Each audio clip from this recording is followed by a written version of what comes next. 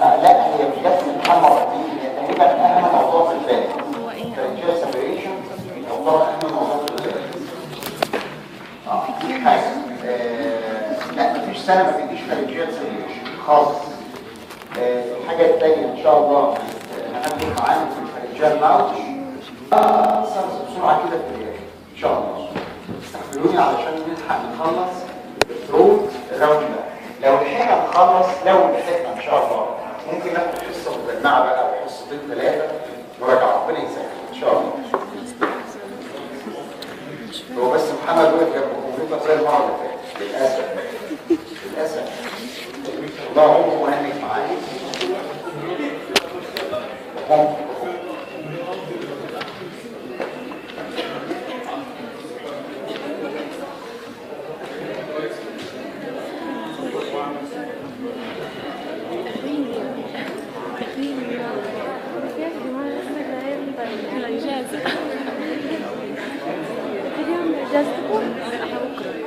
انت شوف اجازه يعني ما هو لون حلو اللون هذا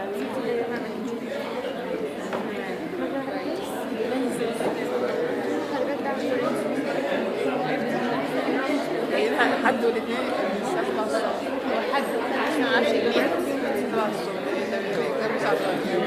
لا مش النية لا مش النية هيروح لا هو حد الساعة 10 ايوه والخميس 4 7 3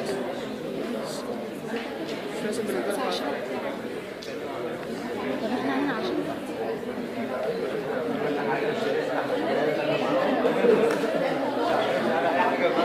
بس ديفرنس انما التوكسو حد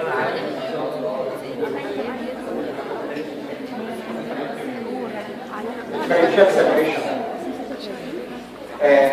المره اللي فاتت اتكلمنا عن حاجات متفاوتة كمان، وقلنا لو خدنا ترانسفيرسيشن في الاوفاكس عند الليفل بتاع الاورال كافيتي كده، خدنا ترانسفيرس سيكشن بالعرض وشلنا الكابل اللي فوق دي وبصينا من فوق. اعتبر ان ده بق العيان، هنا الاورال كافيتي اللي وراه ده الاوفاكس، تمام؟ ودي الفيرتيبري القفل من ورا خالص، وهنا الرقبه على الجناب. طيب ده الماوس اورال كافيتي، دي التورسل. المفروض هنا الانتروبيلر وهنا البستروبيلر وهنا اللوزر، نفس الكلام. وصلت الموقف جاي ازاي؟ ده الريمس اوف ذا ماندبل ودي الريمس اوف ذا ماندبل، لان احنا واخدين كده. يبقى ده الريمس اوف ذا ماندبل وده الريمس اوف ذا ماندبل، تمام؟ الماندبل من بره متغطيه بعضله الماسيتر، ومن جوه بالميديال تريجويد. ماسيتر ميديال تريجويد، تمام؟ دي الريمس اوف ذا ماندبل اللي هي ممكن بعد ما اسمه الريمس اوف ذا ماندبل تبتدي هنا تحس بالكاروتيد بالسيشن اللي هو بنسميه بارافرنجيال سبيس. بارا يعني بجوار، ما هو ده الفارنجز، يبقى ده بارافرنجيال. بارافرنجيال، تمام؟ يبقى ده البارافرنجيال سبيس وده البارافرنجيال سبيس اللي هو مكانه هنا بارا، تمام؟ ده ريتو فرنجيال سبيس لان ورا الفارنجز، تمام؟ طيب دي التونسل، يبقى ده البريتونسولار سبيس. كل سبيس دلوقتي هنقول يعني ايه لان ده يهمنا جدا، تمام؟ يبقى انا عندي 3 سبيسز اهو، واحد حوالين اللوزر بريتونسولار، واحد بجوار الفارنجز بارافرنجيال اللي فيه الكاروتيد ارتري والكاروتيد شيز. كل ده كاروتيد شيز اللي هو الكاروتيد ارتري، الكاروتيد ارتري بالانترجيكولار بين بالفيجاس بالحاجات دي، كاروتيد شيز. ده ريتوفارنجيال سبيس. حتى يقول لهم الاثنين كونتينوس، البارا مع ريتو مفيش مشكله. ناخد الليرز اوف ذا فارنكس بتاع الاناتومي بتاع المره اللي فاتت. لو انا قطعت مقطع بالعرض هنا، ودي اهم حته الاناتومي علشان نفهم الموضوع بعد كده، هلاقي من جوه دي الميكوزا اهي، الميكوزا اللي هي دي اورال ميكوزا، دي اوروفارنجيال ميكوزا، هي اللي هي بتغطي التورسل وبتبقى انفاجينيتد هنا وتعمل حاجه اسمها كريبتس، تمام؟ يبقى اول لير من جوه ميكوزا لير او ابيثيليال لير، ستراتيفايد سكوماس ابيثيليال. كل الفارنكس ستراتيفايد سكوماس ابيثيليال ما عدا ميزو تبع السبايرال. تمام.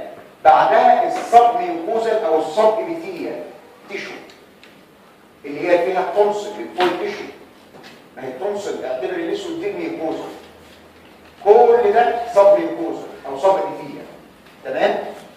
دي للصب ميوكوزا لاير. تمام. هيبقى الماسكولار لاير، دي ماسكولار لاير اللي هي من قدام اسمها الباكسينيتور، هنا اسمها باكسينيتور اللي بتكون الخد.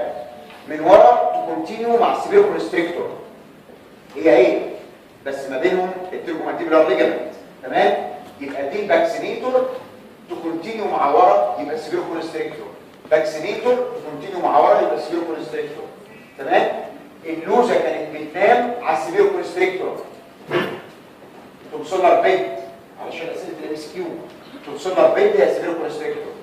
دكتور بعد الماسكولار لاير اللي هي البني الدارك ده هيبقى فيشيال لاير، الفاشيا. تمام. اسمها باكو فارنجيال فاشيا. باكو علشان بتغطي الباكسينيتور، فارنجيال لانها بتغطي الفارنجيال مصر.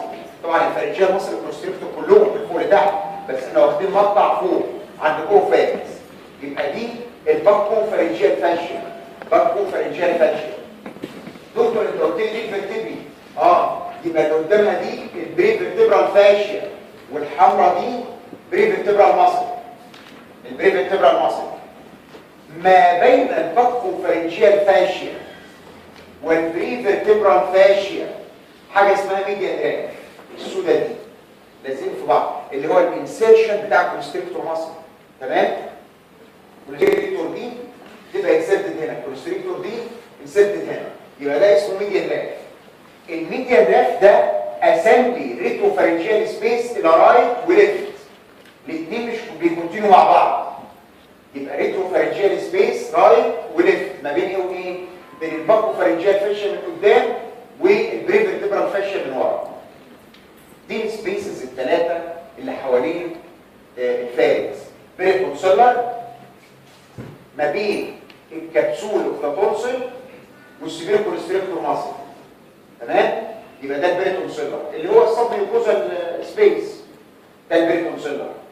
لما يجي فيه ابسس يبقى اسمه كوينزي، وده اشهر واحد فيه واهم واحد فيهم تقريبا، كوينزي اللي هي بريتونسلر ابسس. ده البارافارنجيال اللي فيه كاروتيد شيس اهو، البارافارنجيال بيمتد من السكال بيس لغايه الهايوت بون. تمام. ينتهي عند الهايوت بون يتقفل، ده اسمه بارافارنجيال سبيس. لما يجي فيه ابسس يبقى اسمه بارافارنجيال ابسس. اما اللي ورا ده ريتروفارنجيال، في حاجه اسمها ليمف جلاند اوف هيلن، ليمف جلاند اوف هيلن. الحقيقه الليمف جلاند اوف هيلن دي موجوده في الاطفال بس، يعني ما تلاقيهاش في الكبار، بيحصل لها اتروفي في الحته دي. وكلمه 5 سنين دي مش قران، يعني يقول لك بعد 5 سنين يحصل لها اتروفي، الكتب كاتبه كده، ولكن هي اكشولي مش 5 سنين، افتر ذا تشايلد هود بيبي يحصل لها اتروفي. دي اسمها ليمف جلاند اوف هيلن. لو حصل لها انفكشن وفرقعت وكونت ابسس، كونت ريتروفارنجيال ابسس، اكيوت ريتروفارنجيال ابسس. يبقى الاكيوت ريتروفارنجيال ابسس يا اما يجي رايت يا اما يجي ليفت، لان في ميديان راك بيحوش. يبقى لما يعمل بلج في وان سايد في ميد لاين. ليه مش في الميد لاين؟ لان في ميديان راك. ده اسمه ايه؟ اكيوت ريتروفارنجيال ابسس. لما الليمف جلاند هي اللي بتابسس نفسها اسمه اكيوت ريتروفارنجيال ابسس. بس احنا خدنا يا دكتور قبل كده حاجه اسمها كولد ابسس. ده تي بي في الفرتبري، بالمونري تي بي، ووصل كازيجا للفرتبري، ففي كازيجا هنا مش باص. بتوع الانف والاذن، ومش بتوع الانف والاذن بس، تقريبا كل الناس بتسميه كرونيك ريتروفارنجيال ابسس. هو مش ابسس، ده هو كازيجا، علشان كده سموه كولد ابسس، لانه مش باص، مش بيسخن جامد حراره 40 والكلام ده، لا. فلو جه كازيجن هنا بقى اسمه كرونيك ريتروفارنجيال ابسس. اما لو جه باص هنا بقى اسمه اكيوت ريتروفارنجيال ابسس. مره كان سؤال نظري ريتروفارنجيال ابسس وسكت، فتقريبا اكثر من 60 ل 70% من الطلبه كتبوا الاكيوت بس. لا، ده الاثنين، الاكيوت والكرونيك. تمام. الكرونيك ريتروفارنجيال ابسس اللي هو كازيجن لما يعمل سويلنج وبالج هيبالج في الميد لاين، ليه؟ لان ورا الميديان رام. وصلت؟ طبعا ما هو لو السبيوريشن هنا هيبارش تو وان سايد اوف ميد لاين الى البلد، اما لو في كازيشن هنا كل ده هيقل، لانه اصلا بيهايند البريفيرتبرال فاشيا، يعني بيهايند الميديان رام. وصلت؟ تمام. يبقى احنا كده خدنا 3 سبيوريشن بسرعه كده. يتبقى سبيس سب مانتيبيولار اسمه لوخ فيكس انجاينا. لوخ فيكس انجاينا عند الناس التخان تلاقي عندهم لوخ هنا. ده سببه ايه؟ ده سببه مش لوز، مش اللوز، لان اللوز مالهاش علاقه بالسبيس ده سببه دينتال انفكشن. سنان التهبت عملت سبمانديبولار ليمفادينايتس في السبمانديبولار سبيس. السبمانديبولار ليمفادينايتس دي الليمف نود فرقعت وابسست، راحت عامله لوت فيكس انجاينا. لوت فيكس انجاينا خدنا مشكله تيجي من السنان في الماكسيلاري ساينس وانترال فيستولا السنان اللي فوق، والنهارده بناخد مشكله تيجي من السنان اللي تحت لوت فيكس انجاينا. تمام؟ ما يبانش في السبيس ده، ما يبانش في الصوره دي طبعا. يبقى اذا احنا عندنا 4 سابيوريشن في الفارنكس. بيريتونسيلر ابسس ودي اهم واحده، دي الكومنست. وفي قانون يا جماعه كومن از كومن، اعتقد انها جت حاله بروبلم سولفنج السنه دي. تمام؟ وبعدين الطلبه يقول لك ايه؟ دي بارافرنجيال ابسس. لا، البارافرنجيال ابسس مش كومن. تمام؟ كومن از كومن. امتى تقول بارافرنجيال ابسس؟ هقول لك كمان شويه. لو حصل السبيريشن في الجزء ده بارافرنجيال ابسس. لو حصل في الجزء ده اهو ظللكم اللحظه اكيوت ريتروفارنجيال ابسس. اما لو حصل هنا كرونيك ريتروفارنجيال ابسس، لو في السبمانديبولار ريجن لوت فيكس انجاينا. طيب تعال ناخد العناوين. كل ابسس من دول ليه حوالي 7 عناوين.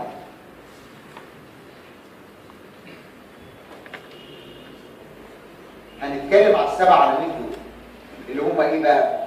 الديفينيشن بتاع كل واحد. يعني ايه بيريتونسيلر ابسس؟ يعني ايه بارافرنجيال ابسس؟ يعني ايه ريتروفارنجيال ابسس؟ يعني ايه لوت فيكس انجاينا؟ بعد الديفينيشن تعريف الديفينيشن. بمعنى انت بتقول لي بيريتونسيلر ابسس ده كولكشن اوف باس في البيريتونسيلر سبيس. طب ما انت ما قلتليش ايه هو البيريتونسيلر سبيس، يبقى لازم تعرف لي ايه هو البيريتونسيلر سبيس. ده الديفينيشن. تمام؟ نمره 3 سبب الابسس ده ايه؟ ال3 الاولانيين لوز اكيوت فلوكولار تونسلايتس، وعملت للفادرايتس، وعملت يا كوينزي يا بارا يا ايتو، ومعاها حاجات ثانيه طبعا غير اللوز. اما اللوت فيكس اسنان ده كوز. الكلينيكال بيكشر خلي بالك انا بتكلم على ابسس في الفارنكس. طيب طالما ابسس ما عدا الكورد ابسس كتي بي. تمام؟ طالما بنتكلم على ابسس يبقى السيمتوم الجنرال كلها واحد، اللي هي فيفر وميديكوماليز وانوركسيا، مش ابسس مش ايتس. تمام؟ يبقى السيمتوم الجنرال كونستيتيوشنال سيمتوم فيفر وميديكوماليز وانوركسيا، والساينس الجنرال كلهم واحد، هاي تمبريتشر بالبالس. انت مش بتتكلم على ايتس. تمام؟ السيمتوم اللوكال كلهم يشبهوا بعض. عشان كده بقول لك بتغلط في البروبلم سولفنج. ده في ابسس في الفارنكس سواء كان بيريتونسيلر ولا بارافرنجيال ولا ريتروفارنجيال، يبقى في صعوبه بلع. ده مش صعوبه بلع عاديه، صعوبه بلع اسمها ديسفيشيا. ده دي كمان صعوبه والم. الم يعني اودينوفيشيا. يبقى ديسفيشيا واودينوفيشيا لدرجه مش عارف يبلع الصلايبه بتاعته، فتلاقي الصلايبه نازله. تمام؟ يبقى اذا ديسفيشيا واودينوفيشيا فيها ريفلكت بين الاير كلهم عن طريق مين؟ جاكوبسون اللي هي جروس فرنجيال.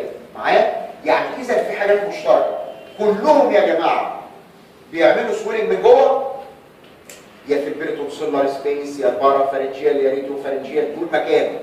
وكلهم يا جماعه بيعملوا سويلنج من بره اللي هو الانفينوم. حتى اللوت فيكس انجاينا عمل سويلنج من جوه في الفلور اوف ذا ماوس، وسويلنج من بره في السبمانديبولار ريجن. يعني اذا كلهم بيشتركوا سويلنج من بره وسويلنج من جوه لما تيجي تعمل اكزامينيشن. طيب الانفستيجيشن الكوينزي ملوش انفستيجيشن، هو اللوز، هو الاكيد تونسلايتس، يعني السي بي سي ليوكوسايتوزس الاي اس ار عالي وهكذا. تمام؟ علشان كده ما بيكتبلوش انفستيجيشن. ده بالنسبه للانفستيجيشن. اما حاجه زي البارافارنجيال خبر اسود، ده في كاروت تشيز، ده ممكن يبقى فيتال، ده لازم اعمل له سي تي علشان اشخص. والريتروفارنجيال نفس الكلام ورا، يبقى لازم اعمل له سي تي وهكذا. ده الانفستيجيشن. الكومبليكيشنز كلهم مشتركين في حاجه واحده، اي ابسس في اي حته في الجسم لو اتساب انت ليه القانون بتاعك دونت ويت سانسيت بزنس اوف باس، اللي هو لو واحد جالك بخراج ما تستناش كذا يوم والا هيجي له سبتسيميا وبيض. تمام؟ وبالتالي بتعمل درينج. يبقى اذا يا جماعه كلهم بيشتركوا ان ممكن يعملوا سبتسيميا وبيض. الباص والبكتيريا هتروح للدم تعمل سبتسيميا وبيض. ده كلهم ما عدا طبعا الكولد ابسس برضه. كلهم بيشتركوا لوكال كومبليكيشن. الانفلاماتوري ايديما بتاع كوينزي تفضل تنزل تنزل تنزل تنزل لغايه ما تروح للارنكس، لارنجيال ايديما وتخنقه. يبقى اذا كلهم لهم اثنين كومبليكيشن مشترك. تمام؟ زي في حاجات لكل واحد اكسبشن، انا بتكلم على الحاجات المشتركه بينهم. يبقى كلهم ككومبليكيشن يعملوا جنرال سبتسيميا وبينيا ولوكال لارنجيال ايديما. تمام كده؟ التريتمنت كلهم واحد، لازم انسيجن ودرينج. وانس المانيفستيشن اوف سابيوريشن اكتملت، اللي هي ايه؟ الباس فورميشن، اللي هو لو حصل هيكتيك فيفر مع البلسيشن صح؟ ثروبيك بين اللي هو نقح. تمام؟ ثروبيك بين فلاكتويشن طري ازاي يا دكتور؟ انت مش هتقدر تحسه من جوه. اللوتفيكز انجينا ممكن تحسها فلاكتوانت ولا لا؟ بتلف. فلاكتوانت يعني بتلف. اما البريتونسيلر البارافارنجيال ريتروفارنجيال ما اقدرش ادخل صباعين واشوفها بتلف زي البالونه ولا لا. اذا دخل سرنجه واشفط لقيت صديد لازم انسيجن اند درينج. يبقى انا قلت 3 كرايتيريا للسابيوريشن: هيكتيك فيفر، ثروبيك بين، وثروبيك بين دي مهمه جدا، اسبريشن تجيب باص. تمام كده؟ ده بالنسبه للتريتمنت. معظمهم محتاج هوسبيتاليزيشن لما يبقى فيتال. الكوينزي يمكن ما بيقولهاش لان الكوينزي انا ممكن افتحه في عيادتي عادي. طيب ناخد بقى ال7 عناوين دول. ناخد ال7 عناوين. احنا قلنا كده برود لاينز. اول حاجه الكوينزي. الصوره دي اللي انت شفتها، بس من فضلك انقل البارافارنجيال سبيس ده هنا. يعني الصوره دي غلط انها مرسومه ورا شويه. كويس ان احنا غلطنا علشان ما تغلطش انت كمان. تمام؟ يبقى اذا ده الترانسفيرس سيكشن في الاوروفارنكس، هو ده البيركونسولار سبيس، ده البارافارنجيال سبيس، ده ريتو. دي الصوره بقى كرونال كده. كرونال ازاي؟ جبت سطور وقطشت الحته دي ورميتها وببص كده. اللوزه اهي واللوزه اهي والطنج اهو، ودي اليوفيا والسوفت بلد، وده النيزوفارنكس ادينويد والاوستيكيال تيوب. العيان باصص لك كده. تمام؟ هتلاقي السبيرو كونستريكتور هنا يمين وشمال اهي. اهي. قبل السبيرو كونستريكتور كانت اللوزه مغطيه بكبسول.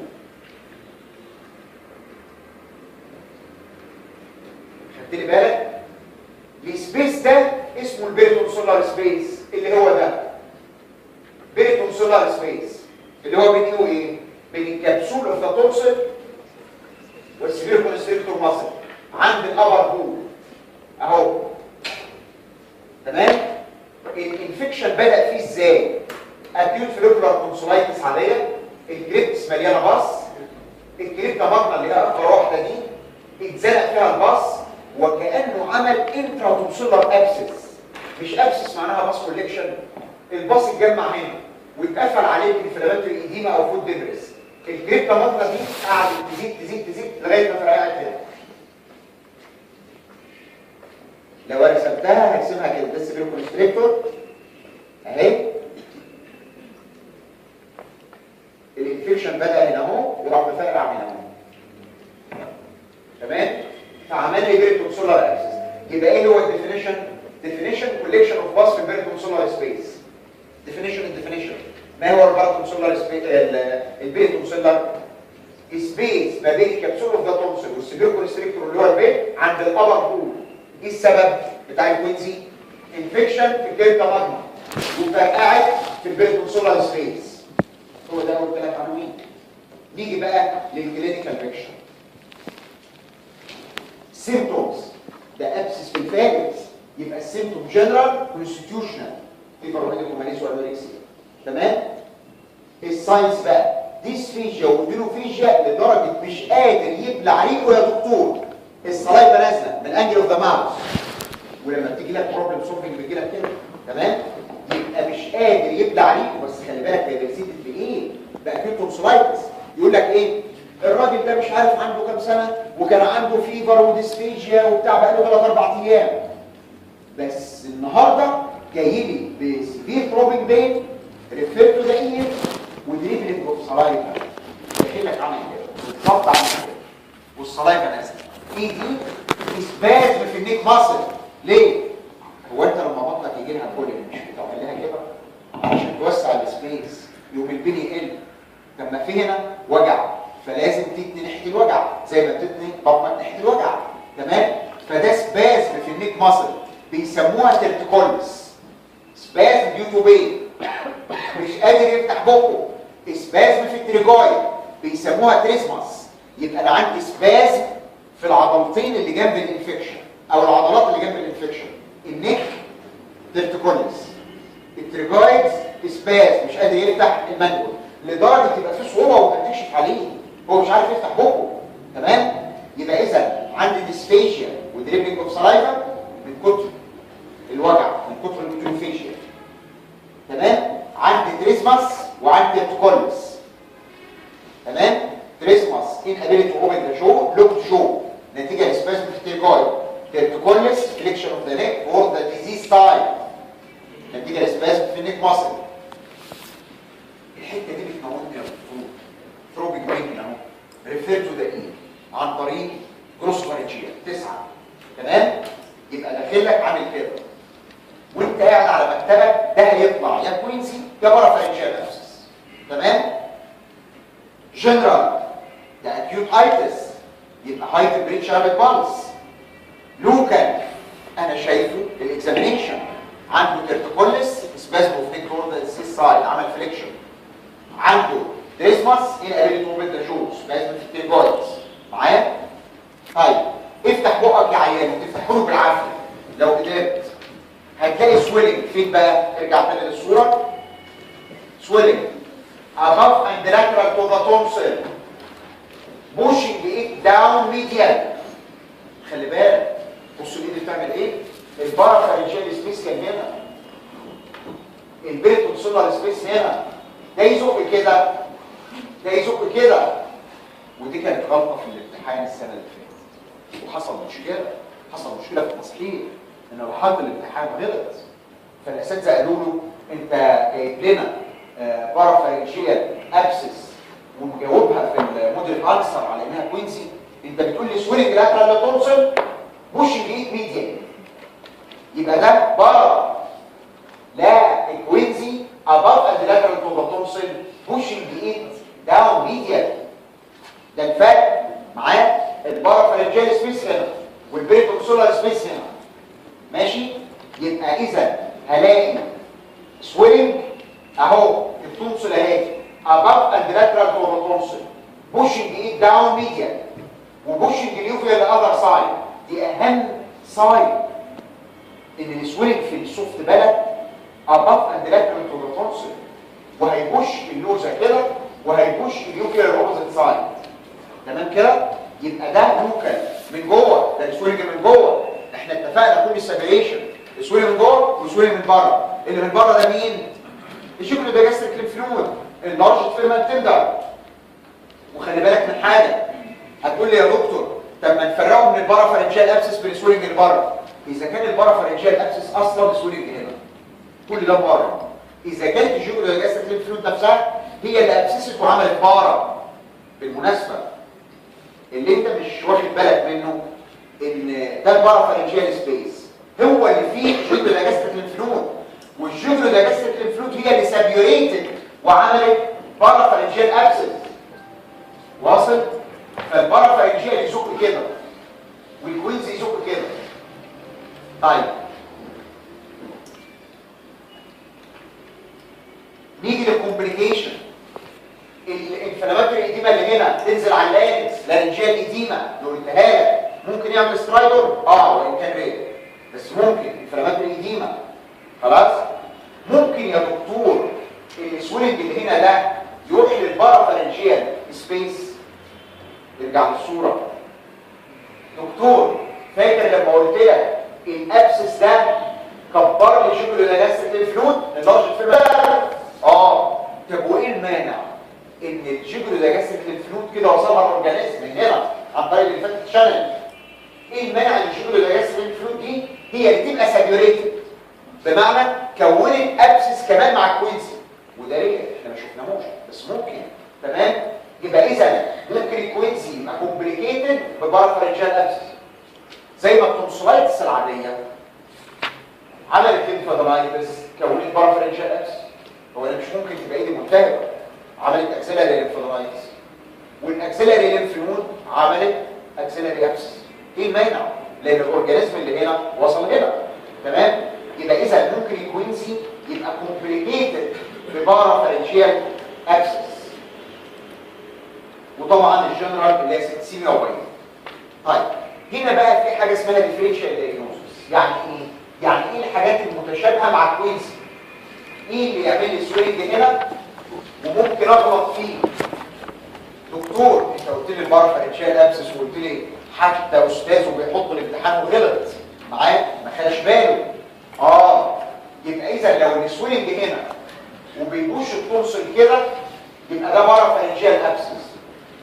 ممكن اغلط يا اخي انا مش واخد بالي السويلنج هنا ولا هنا. تمام؟ يبقى اذا بارافارنجيال ابسس نمره 1. وطالما قلت لي بارافارنجيال ابسس يبقى اي حاجه في البارافارنجيال سبيس ممكن اغلط فيها. ارجع للصوره. ده البارافارنجيال سبيس ممكن يجي له ابسس ويزق اللوزه ميديالي واغلط فيه ما بينه وبين الكوينسي. دي اول حاجه. تاني حاجه ده كاروتيد الكاروت ارتري مش ممكن يجي له انيوريزم ويبوش التونسل واغلط فيه. ودي حصلت لاحد الاساتذه العظام مش عارف في الستينات ولا السبعينات بيحكوا لنا عليه.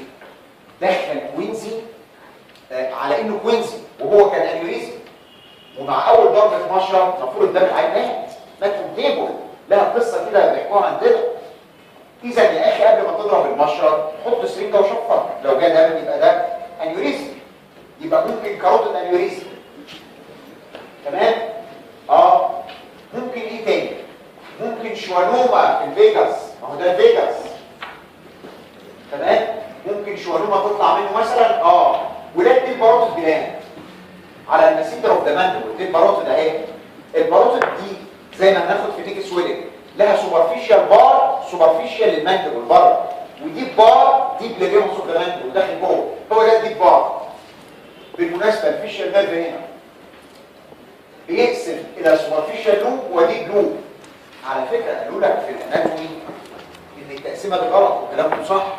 اوعى تفتكر ان الباروتيد تو لوبس بحيث ان بينهم كبسول، ابدا، ده هو حاجه واحده بس قسمناها سيرجيكالي كده. تمام؟ هنا الفيشال نيرف الحته دي جوه الباروتيد، كل ده اسمه سوبرفيشال لوب وكل ده اسمه الديب لوب. الديب لوب ده ممكن يتورم ويزق لي لوزر يملى البارافارنجيال سبيس. يبقى اذا تيومر من الديب لوب اوف ذا باروتيد. طبعا في جزء من الباروتيد داخل ورا. تمام؟ تيومر من الديب لوب اوف ذا باروتيد زي بريمورفيك ادينوما وخلافه. تمام؟ يبقى اذا اي بارافارنجيال سويلنج ممكن يتغلط مع الكوينسي. تمام؟ في حاجه تاني دكتور الصوره دي ايه المانع؟ دي على فكره اللوزه الطبيعيه، ودي اللوزه اللي فيها بيلتونسيلر ابسس. ايه المانع ان يكون الديب بارت اوف ذا تونسل؟ انت عارف الامتحان على فكره ان في جزء من اللوزه هيدن ورا البلع التونسيلر فوسا، ففي جزء من اللوزه هنا. ايه المانع يا دكتور ان الجزء ده يكون هو اللي ورم تورم عمل تيومر وهو اللي كبر اللوزه كده؟ فايه المانع وانت غلطت وقلت لي كوينسي؟ يا دكتور الكوينزي عامل فيفر وثروبنج بين، ايه المانع ان يكون معاه اكيد فوليكولار تونسلايتس؟ ورم في اللوزه وتكبر اللوزه كده وتكبر الصوت بالك ومعاه فوليكولار تونسلايتس وعمل لي فيفر وخلافه وسفيشن. اذا يونيلاترال تونسيلر انلارجمنت مين اللي بيكبر اللوزه على ناحيه واحده؟ مرضين مشهورين قوي، التي بي والليمفوما. ما هي اللوزه دي ليمفويد تيشو، تمام؟ ليمفوما والتي بي انت مش خدت في الباثولوجي السنه اللي فاتت برايمري سيرفايكال كومبلكس، فاكر؟ اللي هو تي بي تونسلايتس، تي بي ليمفانجايتس، تي بي ليمفادرايتس، تمام كده؟ فممكن اللوزه نفسها اللي كبرت. يبقى دول الثلاث الحاجتين الكبار اللي بغلط بينهم وبين الكوينزي، ده ديفرنشال دايجنوستس. ايوه ايه؟ طيب اديني الاسئله اللي بعد ما نخلص علشان ما تغلطوش. اكتبي السؤال علشان ما تنسوش بعد ما نخلص على طول. ماشي الكلام؟ يبقى تيومر اوف ذا تونسل وحصل انفكشن، علشان كده في مانيفستيشن اوف انفكشن. طيب ايه العلاج بتاع الكوينزي؟ واحد عنده كوينزي يا جماعه نعالجه ازاي؟ دكتور هو الكوينزي بقى ابسس خلاص؟ هي كلمه كوينزي معناها ابسس، ولكن معظم الكتب بيقول لك ايه؟ وللاسف خلي بالك الموديل انسر بيه كده برضه يقول لك ايه؟ هو حصل سابيريشن ولا ما حصلش؟ هو اصلا كوينزي معناها سابيريشن، ولكن خلينا نمشي زي كتب الدنيا كلها. لو ما حصلش سابيريشن مفيش مره يا اخي واحد قريبك جاله خراج في اي حته في جسمه راح للجراح قال له الخراج ده لسه ما استواش، ما اقدرش افتحه. ليه لسه ما استواش؟ لسه ما اتكونش باص، لسه في مرحله السيلولايتس. ما هو اي ابسس قبلها زنهره وحمار سيلولايتس يكتمل سابيريشن يجي له ثروبنج بين يكتب فيفر وهكذا. اذا لو جالك وهو مجرد لسه سيلولايتس، وعلى فكره ده ما يبقاش اسمه كوينزي، تمام؟ يبقى اذا عالجه كانه اكيد تونسلايتس، هيخف بالانتي بايوتيك، هتلحقه. اما لو جالك وهو اوريدي سابيوريتد اللي هو فيها الثلاث حاجات، ثروبنج بين ودي اهم واحده، هيكتيك فيفر صعب مع النبض، تمام؟ ودخلت السرنجه جاب الدم، في الحاله دي يبقى في سابيوريشن. يبقى في الحاله دي لازم افضي انسيجن ودرينج، لازم تفتح وتفضي الصديد علشان ما يجيلوش سيستيميا وبينيا. يبقى انسيجن اند درينج. اولا الانسيجن والدرينج اختلفوا عليها، هنعملها بينج ولا من غير بينج؟ في ناس قال لك اندرلوكال انستيزيا، بس انا عندي مشكله في الديزماس مش قادر يفتح بقه، تمام؟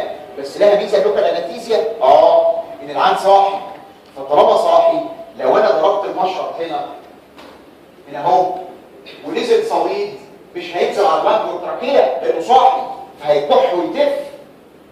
اما لما بيبقى نايم ممكن الباص ينزل مني على التراكيه. على فكره وانت نايم اندر انستيزيا مفيش كف ريفلكس، الريفلكس بتاع الكف انهبيتد معايا.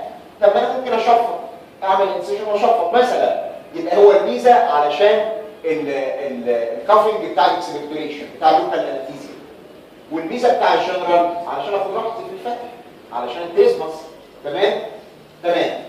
المشرط بتاعك السكينه بتاعتك لازم تحمي التب، بتجيب حته بلاستر وتلفه حوالين سلاح المشرط. دي ايد المشرط اهي، ده الايد الدراع بتاع المشرط وده السلاح، تمام؟ لو انا والعيان قاعد كده بالذات اندرلوكال وحتى ممكن تضغط اندر جنرال ورحت ضارب ممكن يروح داخل على الكاروتيد شيز، يبقى يو هاف تو بروتكت.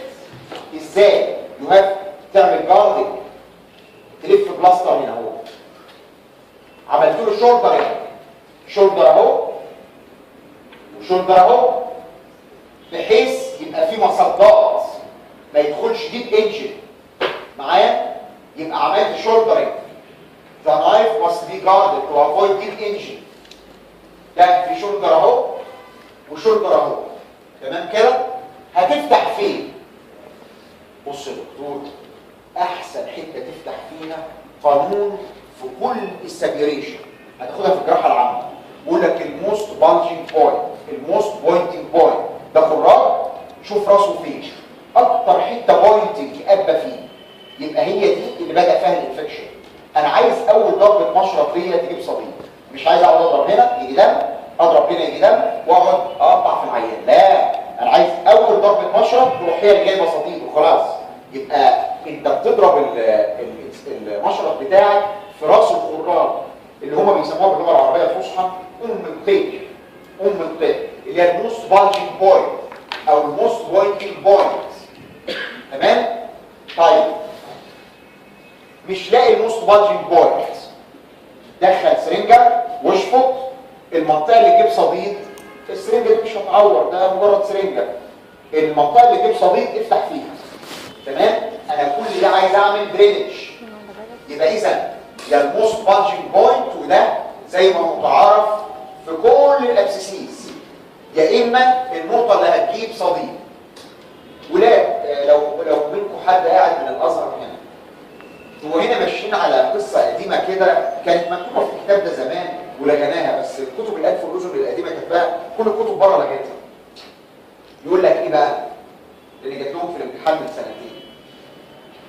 خد ترانسفيرس انسيشن، تمام؟ من عند البيس اوف ذا يوفيلا. طبعا الكلام ده كلام فارغ او اوبسوليت. خد ترانسفيرس لاين من عند البيس اوف ذا يوفيلا للاست ابر مولر توس كده. تمام؟ واطلع خد الميد بوينت بتاعته ده ايه؟ الحته ده ايه؟ يبقى هي دي الكويز. يعني ترانسفيرس لاين من البيس اوف ذا يوفيلا للاست ابر مولر توس في الميد بوينت. تمام؟ دي واحده. الواحده الثانيه اعقدك اكتر. خد الترانسفيرس لاين من البيس اوف ذا يوفيلا. تمام؟ وخد فيرتيكال لاين عند الاتاتشمنت ما بين الانتروبيلر للطنج. الانتروبيلر اهو. تمام؟ خد فيرتيكال لاين هنا مثلا، واطلع نص سنتي لاترال للميتنج بوينت بتاع التو لاينز. حاجات معقده. هو انا هدخل مسطره في بق العين والدكتور الرئيس؟ ده كلام فارغ. الكلام ده بقى اوبسوليت، بس انا بقوله. تمام؟ يبقى اذا ترانسفيرس لاين من البيس اوف ذا يوفيلا لاست ابر مولر توث في الميد بوينت بتاعته، يا اما نفس الترانسفيرس لاين مع فيرتيكال لاين مع الاتاتشمنت ما بين الاتاتشمنت اوف ذا انتروبيلر والطنج اهو، واطلع نص سنتي اللي هي الميد بوينت بتاع الاولاني. تمام؟ وافتح. دول طريقتين تانيين اهو، بس طبعا كلام فارغ زي ما قلت. طيب في ناس يقول لك ايه؟ طب ما تفتح في كريبتا ماجنا. طب وهي الكريبتا ماجنا باينه يا دكتور؟ ده اللوزه كلها انفليد واديميتاس. يعني الكريبتا دي اديميتاس ومقفوله مش باينه.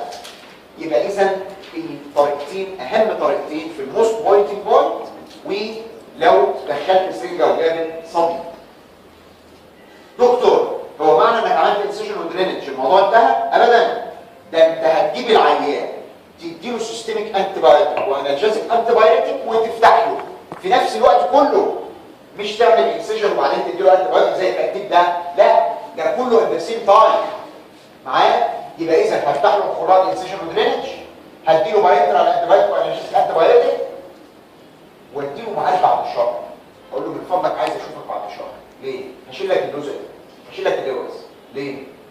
اصل الكريبتا ماجنا فرقعت على البيرتونسولار سبيس، فكل ما يجي له انفكشن في الكريبتا ماجنا اللي هي الكريبتونسولايتس هيجي له ايه؟ كوينزي. ليه؟ السكه اترصفت. بص بقى، دي الكريبتا ماجنا، دي الكريبتا ماجنا دي، وده الكبسول اهو، وده السبيرو كونستريكتور. حصل تاك هنا اهو، هنا اهو، اتكون شانل ما بين الكريبتا ماجنا والبيرتونسولار سبيس. كل ما يجيله فلوكولار تونسولايتس الباص هيروح داخل وعامل له كوينزي. علشان كده المقوله في الطب اللي اسمها وانس كوينزي اولوز كوينزي. طالما جاله كوينزي مره هيجي له بعد كده. خلاص، طالما حصل كوينزي مره يبقى لازم اعمل له تونسوليت. طب انت ليه ما عملتش تونسوليكتومي اصلا وانت بتفتح كوينزي؟ سيفير كونجيشن، هيجي له بليدنج، وده الجوه بتاعي في عمليه اللوز. امتحان النظري اللي فات على طول الكومبليكيشن اوف تونسوليكتومي. اذا انت ما ينفعش تشيل اللوزه، تمام؟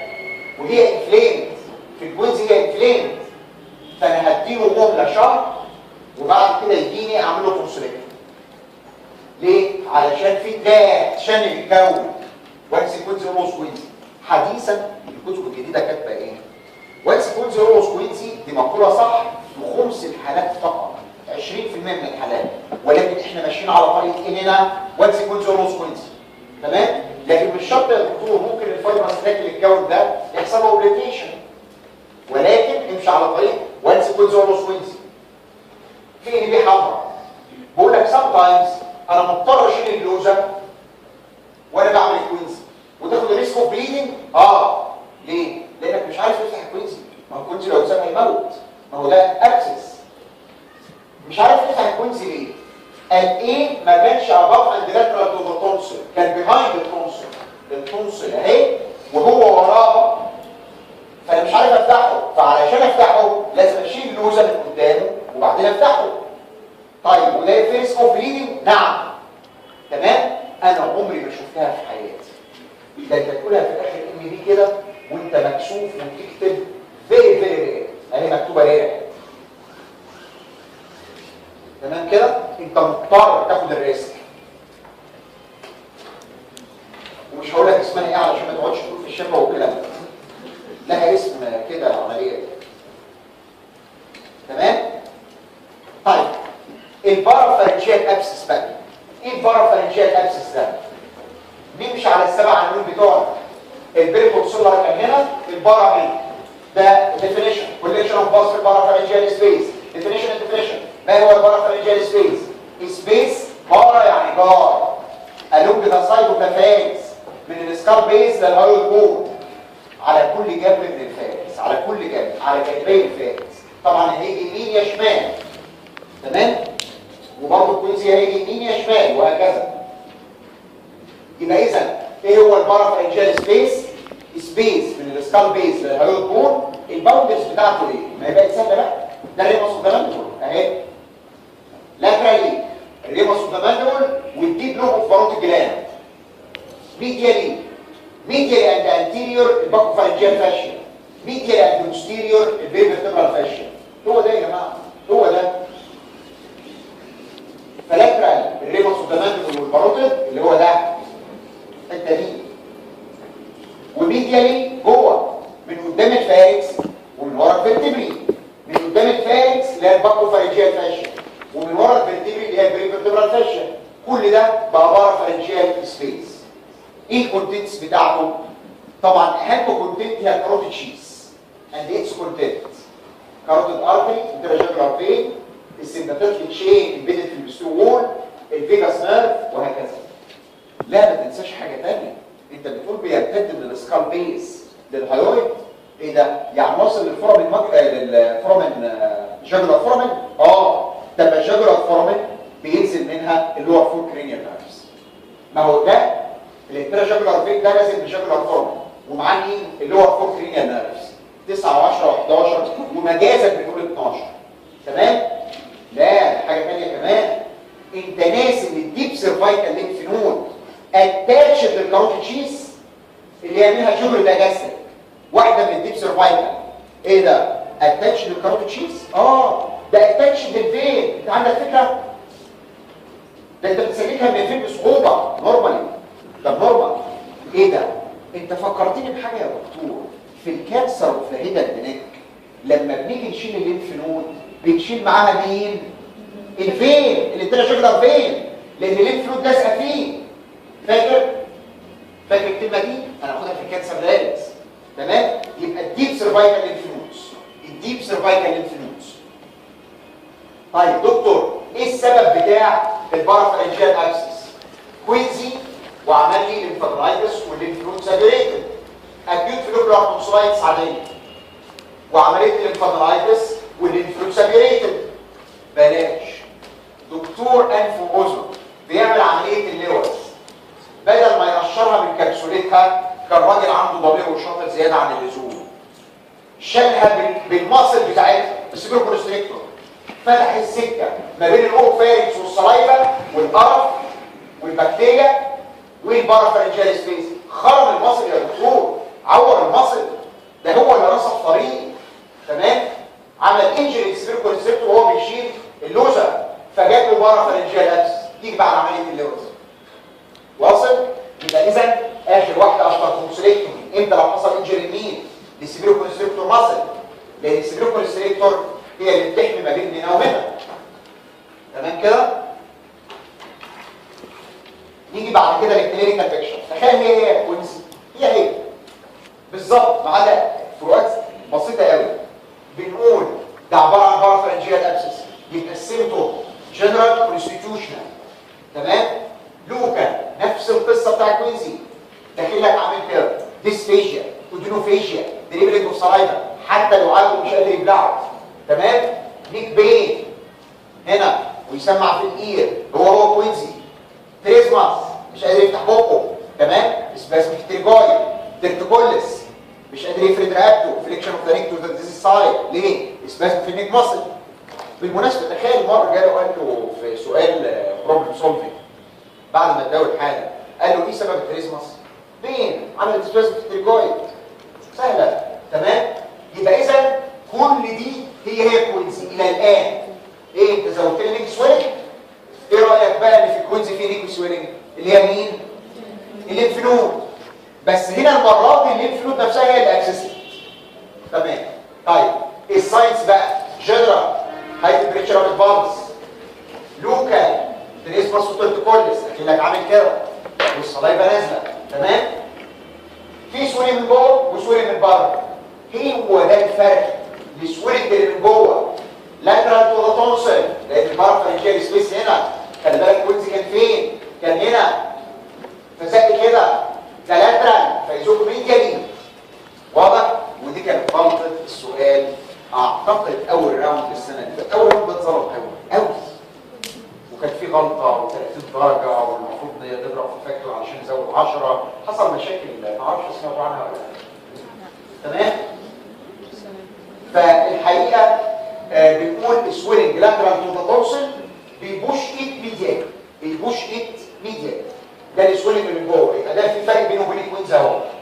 تمام؟ اكسترا سويلنج. الاكسترا سويلنج هنا المره دي يا جماعه مش الجوجل لاجاستيك ليمفنود، ده الابسس نفسه. لان الجوجل لاجاستيك ليمفنود هي نفسها اللي فتحت وعملت الابسس، هي اللي سابيوريتد. تمام؟ وبالتالي الاكسترا سويلنج هيبقى مكان البارافرنجيال سبيس ما بين ايه وايه؟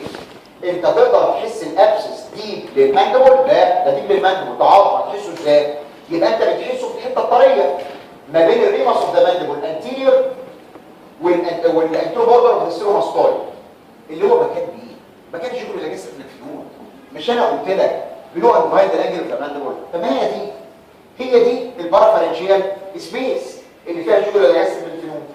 معايا؟ يبقى اذا ما بين الريمس اوف ذا ماندبل والستيروماستويد ماسل.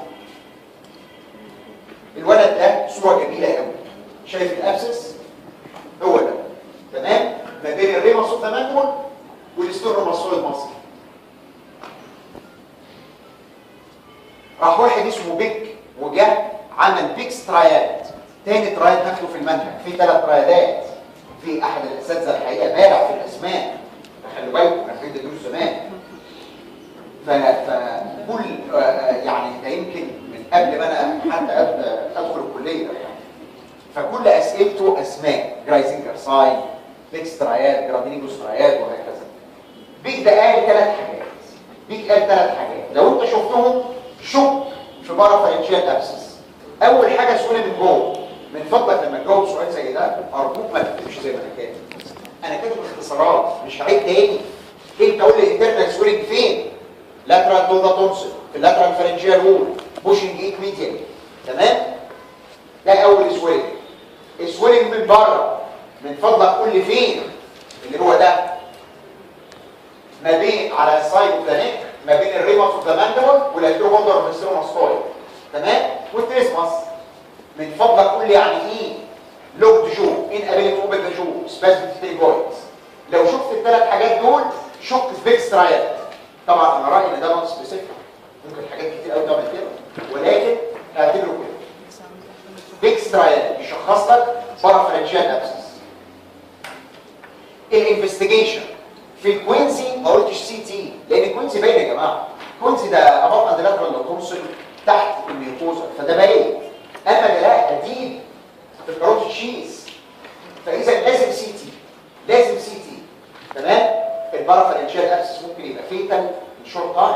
ليه؟ اصل اصل بيحول الكاروتيد والانتاج جاكولار فين. تمام.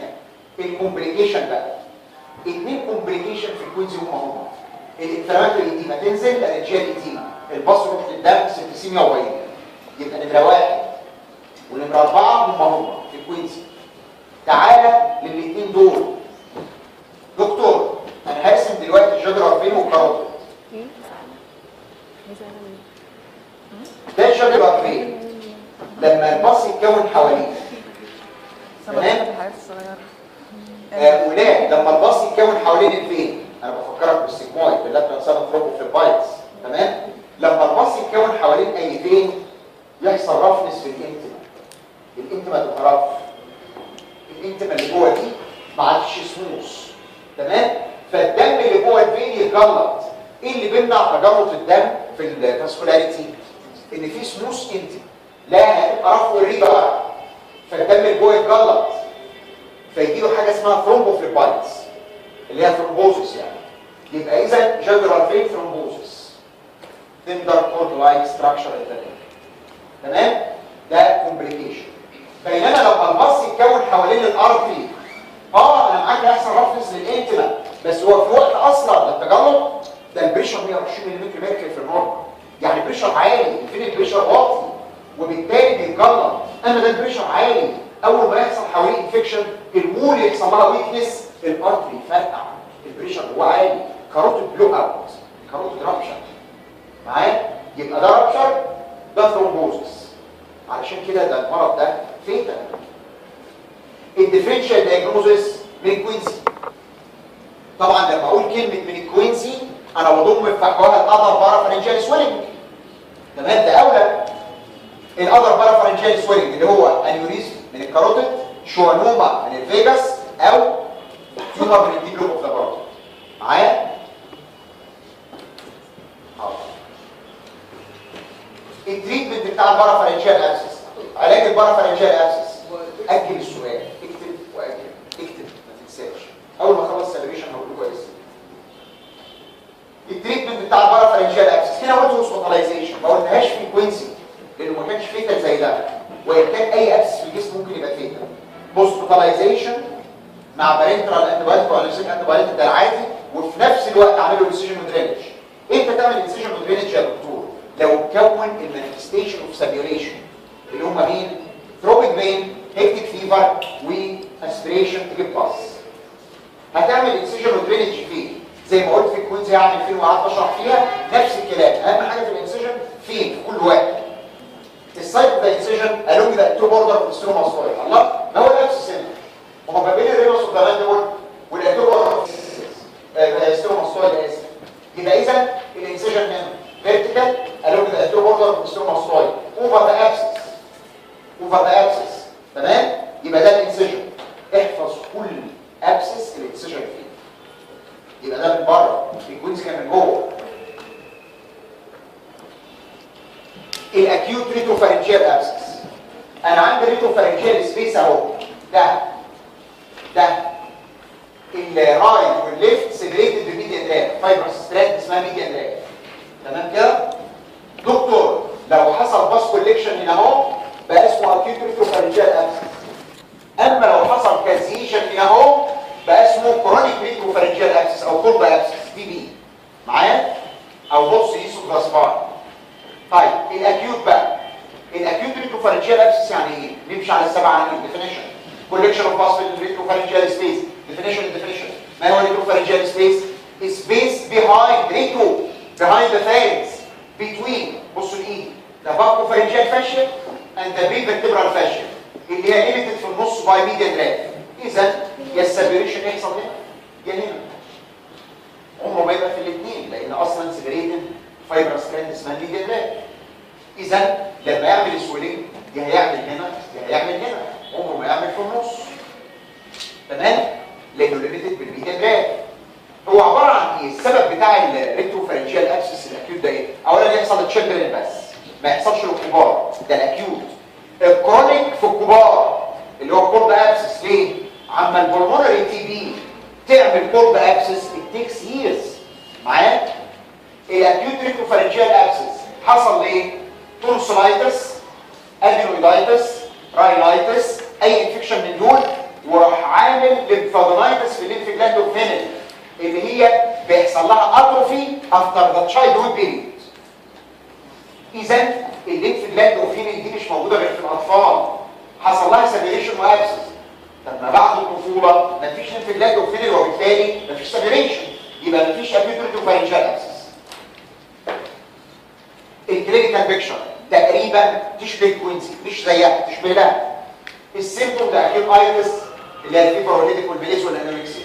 اللوكال ديسفيجيا ودروفيجيا ودريبلينج اوف سلايفا. تيرتوكوليس. هنا بقى اختلفوا على الكلمه دي.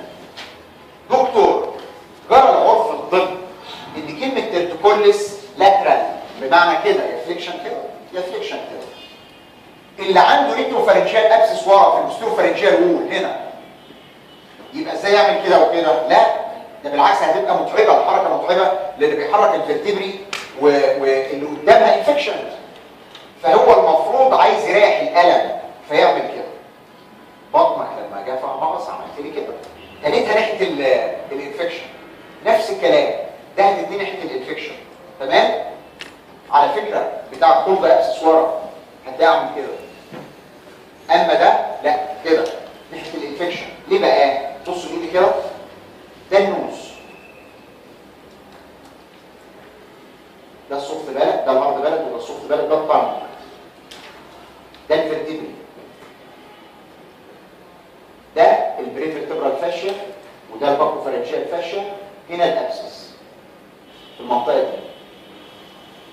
تخيل لو العين كان قده كده بيمد راسه لقدام فالفرتبري ترجع لورا. لما اعمل كده الفرتبري رجعت لورا، وسعت السبيس، الالم قل. واصل؟ زي بالظبط لما بطنك توجعك بتعمل كده علشان توسع السبيس يقوم الالم يقل. اذا هم اختلفوا على كلمه تيرتوكوليس. في ناس بتقول لا ده مش تيرتوكوليس، سماها فليكشن اوف ذا نيك فوروردز وخلاص. معايا؟ ماشي. وفي كتب بتكتب تيرتوكوليس. خلاص؟ يبقى اذا بيحصل سباز في البريفرتبرال ماسل والنيك ماسل، وبالتالي الفليكشن يبقى لقدام. في سوينج من جوه to one side of mid line اهو، to one side of mid line. ليه؟ لان في هنا ميديا هلاف في المستروفارنجيال وول، الابر ديب سيرفايكال ليمف نود، اللارج فيرمان تندر. ما احنا اتفقنا كله سوينج من جوه وسوينج من بره. دي ما تغلطش بينها وبين الكوينس. دكتور لو عملت له اكس راي بفوق دي، ده الريتروفارنجيال سبيس، دي التراكيه اللي باينه سودا دي مليانه هواء. ده ريتروفارنجيال سبيس باين واسع لان مليان باص، باين واسع، يبقى اسمه وايدنينج. هو نورمالي الريتروفارنجيال سبيس، على فكره الريتروفارنجيال ده كلينيكال اسمه على الاشعه بريفرتبرال لان بنقيسه بالنسبه للفرتبري ما بين الفرتبري والتراكيه، ففي الاشعه بسميه بريفرتبرال سبيس. تمام؟ انا كنت مسميها قبل كده ريترو. هو البريفرتبرال سبيس هيحصل له وايدنينج. هو نورمالي 1 فينجر بريتس، تعدى 1 فينجر بريتس يبقى ده بقى ريتروفارنجيال ابسس، حصل وايدنينج. تمام؟ طيب وده مش هيحصل وايدنينج الا لما يحصل ريتروفارنجيال ابسس كوليكشن اوف باص هنا او كوليكشن اوف كازيجن هنا برضه يعمل وايدنينج، او كانسر هنا اهو، حاجه اسمها بوستريكويد كانسر، تزق الفرتبري ورا وتزق اللارينكس على قدام. معايا؟ المهم وايدنينج في البريفرتبرال سبيس، يبقى ده الاكس راي العاديه. طب يا دكتور هو حد بيعمل اكس راي في الزمن ده؟ بيتكتب، ولكن اللي بيتعمل سي تي دايجنوستيك. سي تي اهي، شوف السي تي هي الاكس راي بس بالكمبيوتر فتبان اوضح. الكوليكشن بصر اهو، ياه ده التراكيه اليوم اللي اتقفل. الاكيوت ريتروفارنجيال ابسس في الاطفال من ضمن اسباب الاسترايدور تشيلدرن تخنق. ما هي التراكيه اتقفلت اهي لانه زق على التراكيه واللارينكس. تمام؟ وايدنج في البريفرتبرال سبيس وزق التراكيه واللارينكس. عمود الهواء المفروض يبان اسود، ده اتزرع هنا اهو. يبقى سي تي دايجنوستيك. نيجي للتريتمنت. الحاله تتموت ممكن طبعا الكومبليكيشن لارنجيال ايديما سبتسيميا وبايميا وسترايدور زي ما انا قلت. معايا؟ سترايدور علشان كومبريشن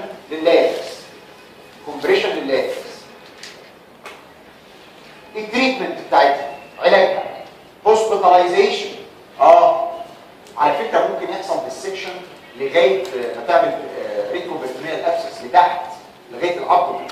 طيب يبقى اذا هوسبيتاليزيشن مع بريترال انتبايوتيك ولا ريزيستنت انتبايوتيك. انسيجن اند درينج لو ثلاثه كرايتيريا بتوع السيبريشن توفوا، تروبيك بين بنت فيفر اسبريشن اوف باس.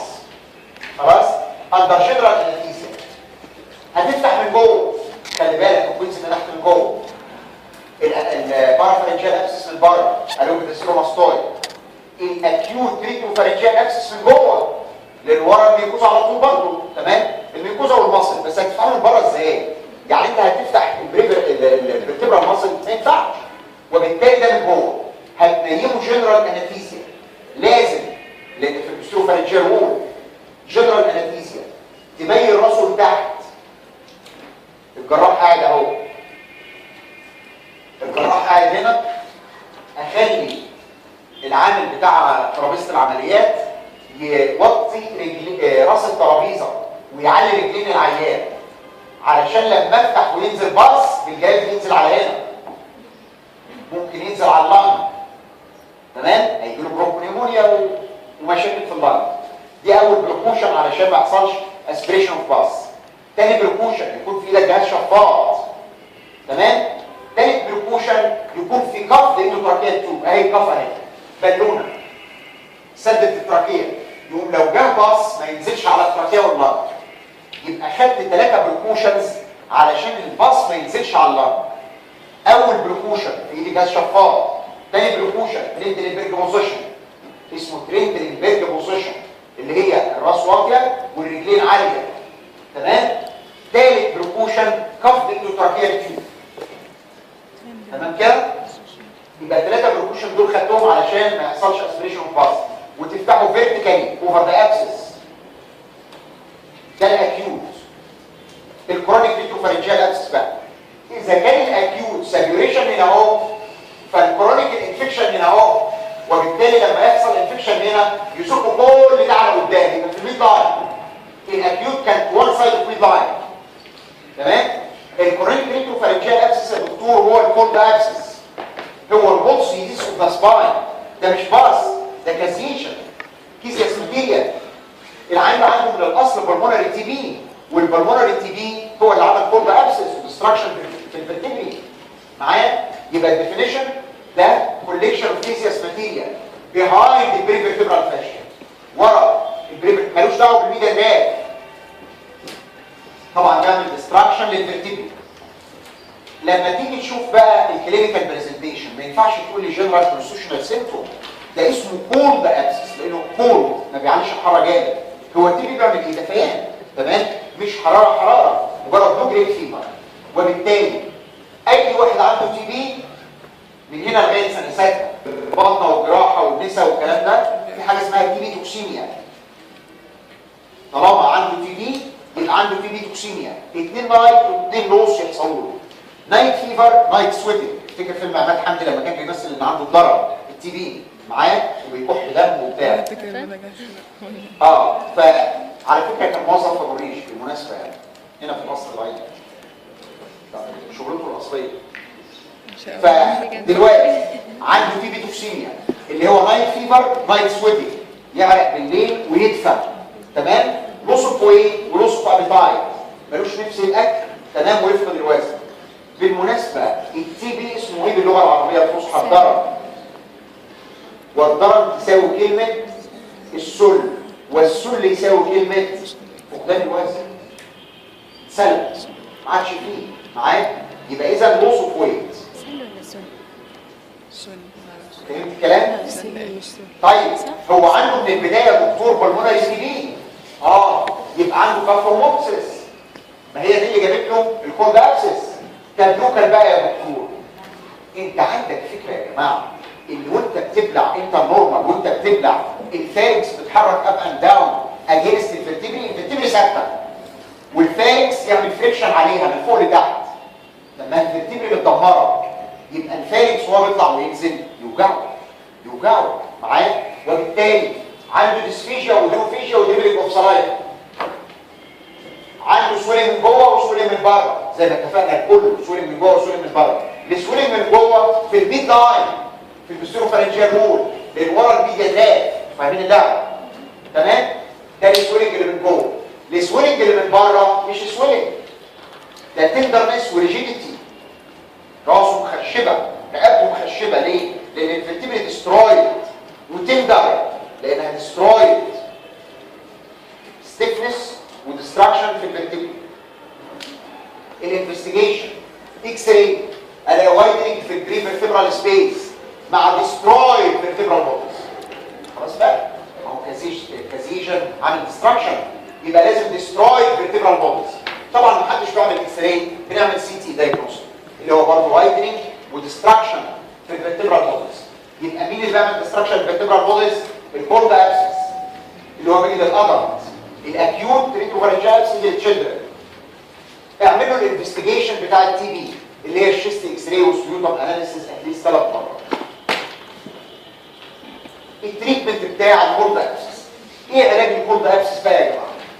اول حاجه انتي فيرترس. اصلا دي مش شغلتي يا دكتور. انا لو شخصت كولد ابسس بكلم زميلي بتاع الصدريه، هو اللي بيكتب الريجيمنت بتاع التي بي. تمام؟ هيكتب ايزونايزايد، هيكتب التريتمنت العاديه للفامبسين وهكذا معايا. وبعدين تعملوا اكسجين ودرينج. دي شغلتك بقى. طب هو فين؟ هو هنا، يبقى تفتح ورا. ينفع افتح من جوه؟ ايه؟ عند الفارنكس. انت هتفتح له تراك للتي بي، هتعمل تي بي ساينس. لا، هتفتح من ورا. وفتح الكولد ابسس ليه كرايتيريا هتاخدها في الجراحه العامه. اوعى تكون بنفسك فاكر نفسك هتدخل مشرط كده وخلاص. لا، ده انت بتشد الجلد لقدام وبعدين تفتح الوج الدستور بوردر اوف الدستروماستويد في الدستور تراينجل كده، وتفضي الكيزياس ماتيريال وانت شايل الجلد، وبعدين تروح سايب الجلد فيروح راجع لورا. فالانسجن فتحه الجلد ما تبقاش اوبوزيت فتحه السبكيوتينيوس تيشو. حد فاهم حاجه؟ خلي بالك. يعني انا بيضحك مش فاهم. مش فاهم؟ طيب بصوا يا اولاد، انا لو فتحت كده وفضيت الكيزياس ماتيريال هيتكون تراك والتي بي تسرح وتطلع على بره وتعمل تي بي ساينس. انا مش عايز كده بقى. انا هشد الجلد لقدام وبعدين افتح افضي الكازيشن وبعدين اسيب الجلد فيروح راجع لورا. اذا الجلد اللي هنا بقى سليم، انا فاتح من هنا واصل، وبالتالي ما يبقاش الجرح بتاع السكين اوبوزيت الجرح بتاع السبكيوتينيوس تيشو، ما يتكونش تراك. هو ده الفرق. خلي بالك من حاجه، نراجع مع بعض تاني. كويس، فتحت من جوه وقلت فين؟ الاكيوت ريتروفارنجيال ابسس فتحت من جوه فيرتيكال وقلت اخدت 3 بركوشن عشان ما يحصلش اسيليشن باس. تمام؟ وبعدين البارافارنجيال فتحت من بره قدام الاستروماستويد. الكورونيك ريتروفارنجيال ابسس فتحت من بره الونج الاسترو بوردر الاستروماستويد. البارا من هنا والكورونيك ريترو من هنا. ده الاسترو تراينجل. اخر واحده في السابيوريشن لوت فيكس انجاينا. انا بسميها بدلعها وبسميها لوت فيكس انجاينا. لوت فيكس انجاينا. ايه اللوت فيكس انجاينا دي؟ ده واحد كان عنده مشاكل في اسنانه، عملت له سب مانديبولار ليمفادينايتس والليمف نود نفسها هي اللي سابيوريتد وعملت باص. تمام؟ وبالتالي ده عباره عن دنتال انفكشن وامتد للسب مانديبولار ليمف نود، فدي انفكشن في السب مانديبولار سبيس. اختلفوا عليها يا جماعه. ده اختلاف ديبيت. يمكن في واحد في الاسم يقول لك ايه ده مش ابسس. هو معاه حق في عدم الفهم. هي فعلا في ديبيت على مستوى العالم كله يقول لك ايه؟ it is a cellulitis. It is not an abscess. هي فعلا بدات بسيلولايتس لكن انتهت بسابيوريشن. ما هو اي سيلولايتس يتساب بينتهي بسابيوريشن. فهي بدات بسيلولايتس اللي هي ليمفادينايتس وامتد للسوفت تيشو بتاع السبمنديبولار سبيس. تمام؟ علشان كده في تحذير، اوعى تفتح وهي سيلولايتس لسه ما استوتش. ايه الفرق بين السيلولايتس والابسس؟ السيلولايتس ناشفه، الابسس طري فلاكتوانت معايا، اتكون باص بالونه مليانه صديد معايا. يبقى هي انفكشن في السبمنديبولار سبيس. طب ايه هو السبمنديبولار سبيس؟ بصوا لايدي، ده الطعم، ده السنان اللي فوق ودي السنان اللي تحت، وده الهارد بالك وده السوفت بالك. ده الميوكوزا اوف ذا فلور اوف ذا ماوس. ودي الديب فاشيا اوف ذا نيك بتاع السبمنديبولار ريجن هنا. وطبعا في المايوبروسس الهايوبروسس اسف والمايلوهايويد والحاجات دي، دي المايلوهايويد والهايوبروسس وهكذا. انا السبيس ده ما بين الميوكوزا بتاع الفلور اوف ذا ماوس والديب فاشيا بتاع السبمنديبولار ريجن او النيك اللي هي الانفستنج لاير، ما بين ده وده هو ده السبمنديبولار سبيس. الحته دي ده السبمنديبولار سبيس، ده هو ما بين الميوكوزا بتاع الفلور اوف ذا ماوس والديب فاشيا. ما هو اللي الفلويد موجوده فيه في السبمنديبولار سبيس، هو ده اللون. تمام. وبالتالي السنان فيها مشكله، عملت سبمنديبولار ليمفودرايتس، الليمفنود هي اللي سابيريت، بيبتدي بسلولايتس وينتهي بانفكشن. يقال كلمه وحشه قوي ان لو انت فتحت وهو سلولايتس انت بتفتح وعمال تهدي في التيشوز، فالتوكسين تروح داخله للدم تعمل توكسيك كونترايتس. تمام. ممكن العين يموت. فما تفتحهاش قبل ما تستوي، قبل ما تكون سابيريشن، قبل ما يبقى فيه فيفر ثروبيك بين وفلاكتويشن طري. هنا ما بيعملوش اسبريشن وباص، بس لو ده مش غلط، ولكن ده جنبيه اهو. هناك دخلت جوه سرنجه، اما هنا ده جنبيه اشوفه طري ولا لا، استوى ولا لا. تمام. السبب دنتال انفكشن في 90% من الحالات، هو للحق بيقولوا 85%، 90% ومش للحق، هو للحق كلينيكالي 100%، ولكن الكتب بتكتب 85%. انا بقول لك 90، لكن اكشوالي انا شفتها في كام في المية نتيجه الاسنان كل الحالات. اللهم الا في مره حاله كان السبمنديبولار سليفري جلاند هي اللي انفكتد واسنون انفكتد، وهي اللي عملت سابيوريشن. طب نفس القصه، سليفري جلاند او ليمفنود وسابيوريتد هتعمل لي لوكال سانجاينا، بس ده ايه؟ تمام. في 10% من الحالات سبمنديبولار ساليدرايتس وهي اللي عملت لي الانفكشن. نيجي للكلينيكال بريزنتيشن. كلينيكال بيكشر بيكون السيمتوم ده على فكره دي اكيوت ايتس مش زي كولد اكسس رجعنا تاني. يبقى اذا السيمتوم كونستيوشنال سيمتوم فيفر ويدك وماليزو انوركسيا لوكال. العين ده داخلك عامل كده كده، لسانه مرفوع لان الميكوزا بتاع الفلور اوف ذا ماوس عاليه. تمام. والصلايبه نازله كده على الناحيتين بقى، مش ناحيه واحده زي المره اللي فاتت، على الناحيتين. تمام. وسويلنج من هنا، واللسان مرفوع بالسويلنج اللي في المخ. تمام. وبالتالي ديسفيجيا ودروفيجيا ودريبلينج اوف صلايبه، نيك بين هنا اهو، ويسمع في الاير.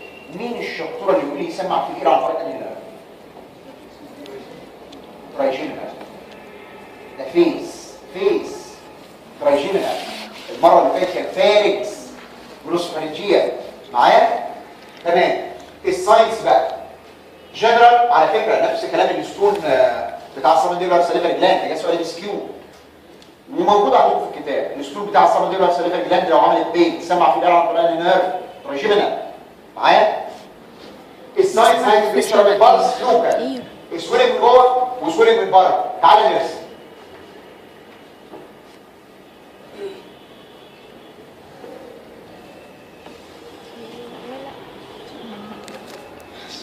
ده الطن وتنفرتكل، ده السبمنديبولار سبيس اهو. السبمنديبولار سبيس اهو تحت اللسان. هيرفع الميكوزا بتاع الفلور اوف ذا ماوس لدرجه يزق الطنج اب اند باك. ايه ده؟ ده ممكن العيان يموت من الطنج. ما سمعتش كلمه بلع لسانه، هو مش بلع ولا حاجه، بس لسانه رجع على ورا خنقه. ايه ده؟ علشان كده اسمها روت ريكس انجاينا. تمام. بص بقى، يبقى اذا بوشنج للطنج اب اند باك. هيقول لك ايه الكومنست كوز اوف ديث في اللوتفيكس انجاينا؟ اوبستراكشن اوف ذا اير واي باي ذا طنج. اوبستراكشن اوف ذا اير واي باي ذا طنج. ده من ضمن الكومبليكيشن. ده السويلنج من جوه، سويلنج في الميكوزا بتاع الفلور اوف ذا ماوث. السويلنج من بره في السبمنديبولار ريجن. السويلنج اللي من بره ده الاول بيبقى ناشف لانه سيلولايتس، ليتر اون يبقى فلاكتيوال بينب زي البالونه لما يتكون فيه باس فلويد، باس سابيريشن. يعني ايه كلمه ناشف؟ بص الكلمه انديوريتد يعني ناشف، هارد يعني ناشف، براوني يعني ناشف. ايه ده؟ انت عمال تحزق وتقول لها لك 3 معاني ليه؟ علشان اياك تفتح قبل ما يحصل فلاكتويشن، قبل ما يخلص. تمام؟ يبقى انديوريتد هارد براوني هي ايه؟ ليتر اون يحصل فلاكتويشن ويبقى معاه ثروبنج بين ويكتب فيه. الكومبليكيشن زيها زي اللي قبلها، لارنجيال ايديما لما تروح على اللاركس، سبتسيميا وبايم لما تروح على الدم. لا ده فيه اوبستراكشن باي ذا تانج كمان. ايروي اوبستراكشن باي ذا تانج هي الكومنست كوز اوف ديث. عيان الورفكس انجاينا لازم يتحجز في المستشفى لانه ممكن يتخنق في اي وقت في اللسان. معايا هوسبيتاليزيشن مع بريكترال انتيبيوتيك انتيبيوتيك سيفنج ذا ايروي. ما تتعملش احتياط، ما تبقاش زي نايب الخايب. يعني مره نايب عندي انا عمري يا ولاد ما كنت مرسل، فعلا الولد ده نسيت نفسه وغسلته. الراجل جاي بلوفكس انجاينا، سعادته جاله الساعه 3 الفجر، ما اعرفش كان نفسه يتعلم تراكيوستومي ولا استسهل علشان ينام، راح عامل له تراكيوستومي. هو ما كانش مخنوق ودخل نام في السكن. طب ليه عملت له تراكيوستومي؟ الله، ما هو ممكن يتخنق. اتخنق؟ لا ما تعملش. هي التراكيوستومي دي عمليه سهله؟ انت فاكر التراكيوستومي دي زي دكاتره الشرع ما بيقول لك تتعمل في الشارع؟ لا طبعا، التراكيوستومي دي عمليه محترمه لازم تحترمها. اللارنجوستومي دي بيتعمل في الشارع زي فيلم الاناكوندا والحاجات دي، تفتح له خرم هنا. اما التراكيوستومي عمليه محترمه لها الانديكيشن بتاعها. لو اتخنق اعمل له تراكيوستومي سيفير سترايك. اما لو مش مخنوق تعملها احتياطي ليه؟ حرام عليك تفتح له وتشيل له رنج من التراكيه والكلام الفارغ بتاعك ده. كف اوف تيشو، انت فاهم؟ اذا ما تتعملش احتياطي يا جماعه. ساعات كان عايز ينام ويريح دماغه، بدل الممرضه تتصل بيه كل شويه تقول له ايه؟ الحاج العيل اتخنق، ويجي جري يلحقه ما يلحقوش طب ليه؟ هو عملها احتياطي. لا مش عايزين كده. يبقى تراكيوستومي ان سيفير سترايدر لازم انسيجن اند درينج. امتى؟ لما يحصل فلاكتويشن براوات، بدات بيه او ثروبنج بين او تكريم، بس لازم فلاكتويشن. السايد اوف ذا انسيجن ترانسفيرس في السبمانديبولار ريجن. بص الباص نزل انهار. ترانسفيرس في السبمانديبولار ريجن، ترانسفيرس في السبمانديبولار ريجن. العينات دي لو تلاحظ عليها حاجه، الصوره دي جت في امتحان صور قبل كده، محجوزه في الاي سي يو. تخيل علشان اروح في انجينا، علشان لو اتخنقت يلحقوها. اهي نقطه في انجينا معايا. قولوا بسرعه اسئلتكم دكتوره. لا علي صوت.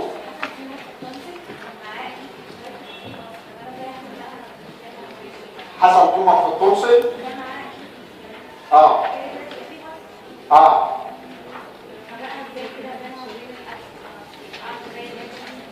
اما في اخطاء شائعه. انا عندي ولد نايم بيشيل تيروبروسال سيست اسمه الفتله اللي هو يتفاهم. انا شايف هتحكي التيومر حصل ايه؟ ما حصلش مصيبه. اما الانيوريزم اساليه السؤال ده اشك من كده. الانيوريزم يا دكتور قبل ما تجازف ما انت دخلت السنجه وشفطت، لو جه دم ده الانيوريزم. اما لو فتحت في التيومر ما حصلش مصيبه. فاهم؟ ما حصلش مشكله كبيره. قول سؤالك. مين اللي كان بيسال؟ قول. بيكسترايل. ليه برضه في الظهر مش في قلت لك نون سبيسيفيك. انا مش مقتنع، انا زيك مش مقتنع.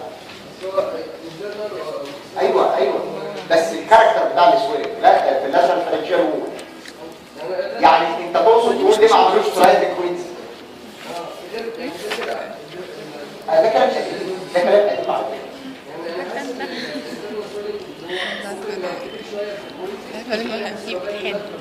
بالمناسبة في اوفرلاب بين الاثنين ممكن تغلط طبعا. هو نون سبيسيفيك ولكن احفظه. ولكن سينكر زي الفيكرال او فرنشال بعمش. لا على صوت. اي ايه؟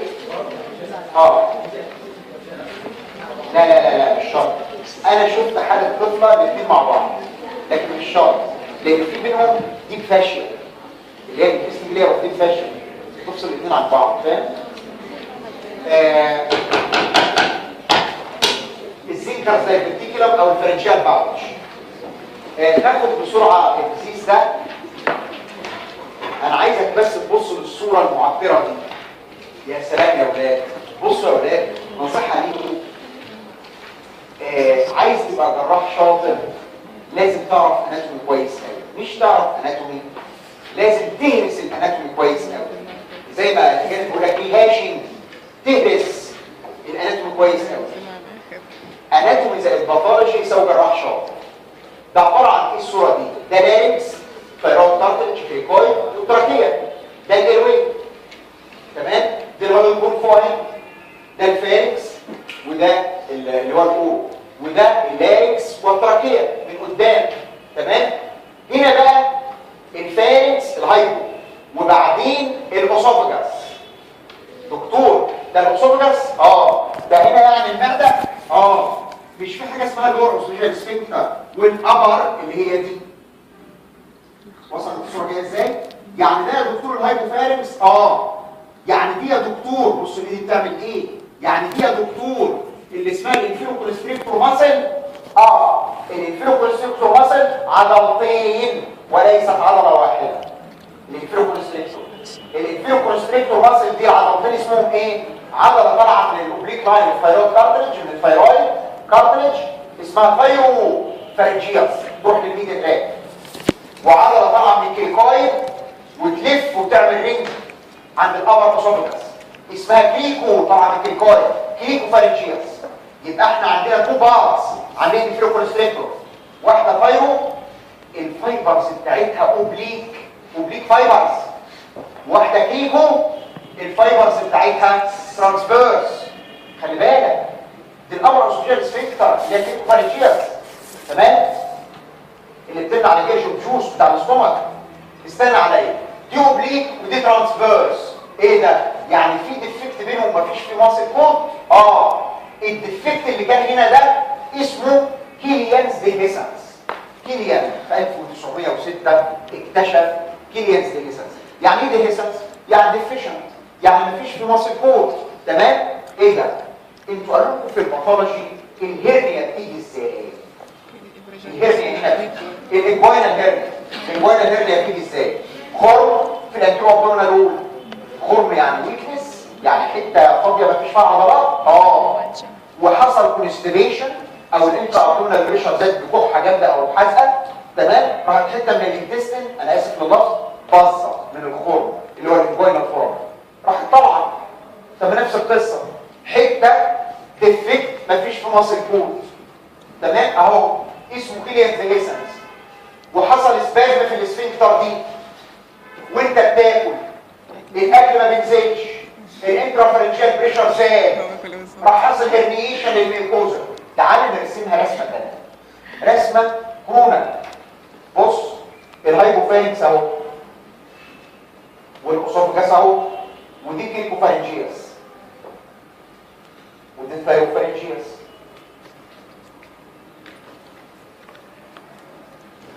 ما بينهما جاب، حصل سبازم في المصل دي، سباستيك، او ما بتفتحش مع اللقمه. هو ربنا خلق الكيلكوفارنجياس ليه؟ تفتح، تريلاكس، تقوم اللقمه تعدي، تكونتراكت تاني، تقفل. ما فتحتش، اللقمه قعدت تتجمع، الانترافارنجيال بريشر زاد، راح حصل هرنيشن من ويك اريا اللي هي كيليانز ديهيسنس، الاريا اللي مش متحوطه بعضلات، تمام؟ ما بين الاوبليك ثايروفارنجياس والترانسفيرس كيلكوفارنجياس. هرنيشن اوف فارنجيال ميوكوزا ثرو كيليانز ديهيسنس، بالظبط زي اللي حصل هنا في الهرنيا، تمام؟ يبقى اذا هرنيشن اوف فارنجيال ميوكوزا ثرو كيليانز ديهيسنس، راح طلع كده اهو. خدت بالك؟ الميوكوزا طلعت من الديهيسنت ارياز ما بين الاوبليك ثايروفارنجياس والترانسفيرس كيلكوفارنجياس. سببها ايه؟ اسباز او loss of relaxation of the كيلكوفارنجياس muscle. اسباز بكده، قفشه. loss of relaxation يعني هي مش قفشه بس ما بتفتحش مع اللقمه، تمام؟ الاند ريزلت ان الانترافارنجيال بريشر زاد، تمام؟ دي تحصل في مين؟ في الالدرلي مين اكتر. اولا هي مش كومن ايشنت، يعني احنا ما بنشوفهاش كتير، انا شفتها مرتين ثلاثه في حياتي تقريبا، لكن هي كومن في الكوكيزيان بيبل، يعني اثر في اوروبا، تمام؟ سببها زياده في الانترافارنجيال بريشر. اسمها الثاني زينكرز دايفرتيكولا. زينكرز دايفرتيكولا. طيب دكتور استنى عليا كده. هو انا عايز انت اسال سؤال. هو الاسوفجاس والهايبوفارنكس في الميد لاين ولكن هم شفتد للليفت ولا للرايت؟ للليفت. والتراكيه شفتد للرايت. ايه ده؟ يعني انت عايز تقول ان الهايبوفارنكس والاسوفجاس باينين على الليفت؟ علشان كده الفارنجيال باوتش تحصل فين بس؟ ليفت اونلي. ليفت اونلي لانه شفتد تو ذا ليفت. تمام؟ فالسويلنج يبان على الليفت اكتر. ليه؟ لان هم باينين كده وان كان لكل بعض شواذ. الكلينيكال برزنتيشن بتبقى رير ديزيز الالدرلي بيبل. تمام؟ يعني ما ينفعش يجي الاطفال ما شفناهوش. السيمبتومز هيجي له ديسفيشيا. ليه يا دكتور؟ ما هو كل الفارنكس والاسوفجاس ديسفيشيا. وهنا سبازم. بدل ما اللقمه كانت بتنزل هنا بتنزل هنا، وكل ما تنزل هنا كل ما الباوتش يكبر، الهرنيا تكبر، تدوس على الاسوفجاس اكتر، تعمل ديسفيجيا اكتر. يبقى ديسفيجيا. تمام؟ طبعا جميع انواع الديسفيجيا اكتر من السوليدز ما عدا الاكاليزيا والتكارديا هناخدها ليتر اكتر من الفلويدز. طيب بعد كده ريجرجيتيشن، اللقمه اتجمعت هنا. يجي العيان ينام يروح مرجع الاكل تاني. فوميتنج ولا ريجيرج؟ ريجيرج، لان الفوميتنج من الاستومك، اما ده من فوق. دايجستد ولا ان دايجستد؟ ان دايجستد. وبالمناسبه ده من ضمن اسباب الريحه الوحشه من البق في ترولس، لان اكل بيتعفن في الباوش فيطلع منه صوره وحشه. تمام؟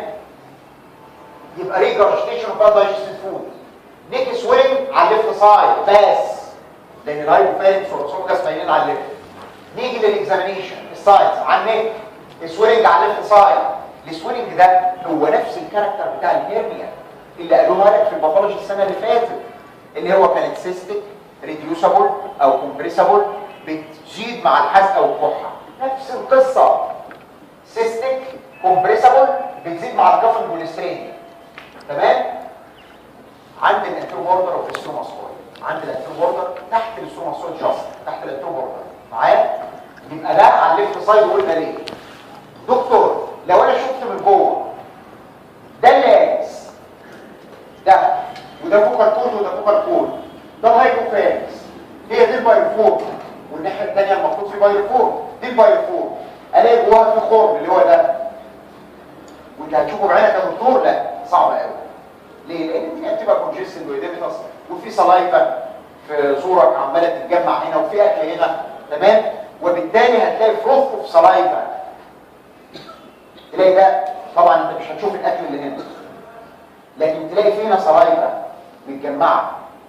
ما هو النورمال ان السلايفا تتزحلق على الميكروب وتنزل للسtomach، لا، متجمعه هنا ليه؟ لان تحتها حفره معايا، وبالتالي بتلاقي بول اوف سلايفا. لو عملت له اندايركت لارنجوسكوبي وشفت اللارنكس او فليكسبل لارنجوسكوبي زي ما اتكلمنا المره اللي فاتت، هتلاقي سلايفا على الليفت سايد ولا الرايت؟ على الليفت. الانفستيجيشنز بتاعت الفارنجيال باوتش باين صواب، ولكن انا قلت كلمه المره اللي فاتت عابره كده، الهايبوفارنكس والاسوفجاس بوتنشال سبيس مقفول، يفتح مع الاكل ويقفل تاني، يفتح مع الاكل ويقفل تاني. وقلت لك كلمه كده عدت، لو الهايبوفارنكس والاسوفجاس كان تيوب مفتوحه ليل ونهار كان بطنك نفخت. لا، ده ربنا خلقها تعدي اللقمه وتقفل. طب انا لو عملت بليك اكس راي عاديه هيبان؟ لا، لانه مقفول. طب افتحه بصبغه واصور الصبغه، وفي ناس بيصوروها وهو بيبلع، بقى مسوال. تمام؟ الاقي ريتورت شيب سويلنج، سويلنج ريتورت اللي هو الاناء، ريتورت شيب سويلنج، قاروره يعني بتاع الكيمياء، هي دي الريتورت. تمام؟ ريتورت شيب سويلنج. اجل السؤال اللي بعده خلاص. يبقى ده ريتورت شيب سويلنج اهو، مليان باليم اهو، وفي شويه باليم صغيرين نزلوا في الاسوفجاس، لكن المين في الباوتش، المين في الباوتش. الصوره دي بتيجي في امتحان الصور، واحده منهم. تمام؟ يبقى باليم سوار ريتورت شيب سويلنج. طيب دكتور ينفع اعمله منظار واشوفه؟ ده انت هتشوفه بعينك بقى. هتلاقي صلايبه شفط بالشفاط، هتلاقي تحتها خرم، تمام، اللي هو اللي في البايوفورم فوسا شفط، هتلاقي الباوتش مليان اكل اندايجستد. الغلطه في المنظار في حاجه يا جماعه، غلطه مهمه قوي، حاجه تخوف وانت بتعمل منظار. sometimes وانت مدخل المنظار تغلط على ان ده تشخص المنظار اهو، تغلط وتدخل الباوتش على انه اسوفجس، تبقى فرحان قوي ونازل تروح نازع الباوتش كده، تمام. يبقى اذا اصل دي مقفوله ومش واخد بالك منها والمنظار سرح منك ودخل على هنا، تمام. ده اسمه هايبوفارنجوسكوبي. هو الفارنجوسكوبي بس الشطفه بتاع الشوف لورا، لان اللارنكس قدام والهايبوفارنكس ورا، تمام. وبالتالي هلاقي فرونت في البايوفورم وهلاقي انتايجستد فود وهلاقي اوبننج. اخر حاجه التريتمنت بتاع الباوتش، تعالج الباوتش ازاي؟ زي الهرم بالظبط، ليه علاج جراحي وعلاج مناظير. نشوف الاندوسكوبيك اللي هي الاخف الاول، علاج المناظير الاندوسكوبيك. هو الباوتش سببه ايه يا دكتور؟ اسباز في كريكوفارنجياس اللي هي دي قفشه، دي قفشه.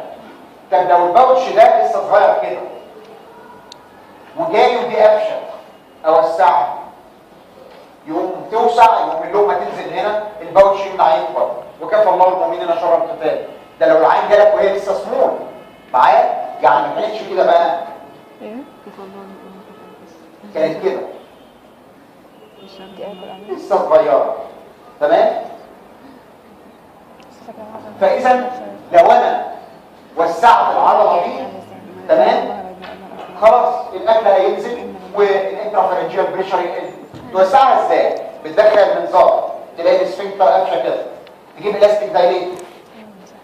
الكلمه دي قلتها المره اللي فاتت، الاستيك دايليتور، واحد اهو، واحد ادخل، واحد ادخل، وهكذا. تفزلله علشان وهو داخل يتزحلق ما يعورش، وتدخله رفيع تقعده دقيقه ونص دقيقتين، وبعدين تشيله وتدخل الاوسع، وبعدين تشيله وتدخل الاوسع، تمام. ريبيت الدايليتيشن شهرين ثلاثه ويحصل سبازم تاني، دخله تاني، يبقى دي ريبيت الدايليتيشن، خلاص، بالمنظار. دي اول كلمه، ريبيت الدايليتيشن. طب يا دكتور بقول لك endoscopic excision of the septum between the pouch and the esophagus لما يكون كبير. الصوره دي جميله قوي مرسومه عندك في الكتاب. ده الاسوفاجس وده الباوتش وده الهايبوفارنكس. السبتم ده اللي بين الباوتش والاسوفاجس شيلته بالمنظار، دخلت هنا اهو، رحت شايله بالدايسيرمي او الليزر. خلي بالك هو الاسوفاجس والباوتش والهايبوفارنكس كلهم متغطيين من بره الفاشيا، فهتفتكر نفسك لما تشيل السبتم اللي بين ده انك هتفتح على النك، ابدا. ارجع لصورتنا تاني، انت كنت راسمه كده يا دكتور في الاول اهو. طيب ايه رايك ان انا اشيل الباوتش ده، اخلي السبتم ده اخلي الباوتش والاسوفاجس حاجه واحده، يبقى اللقمه هتيجي تنزل تروح نازله هنا ونازله هنا، ولا يهمني المنظر هيبقى كده بعد العمليه.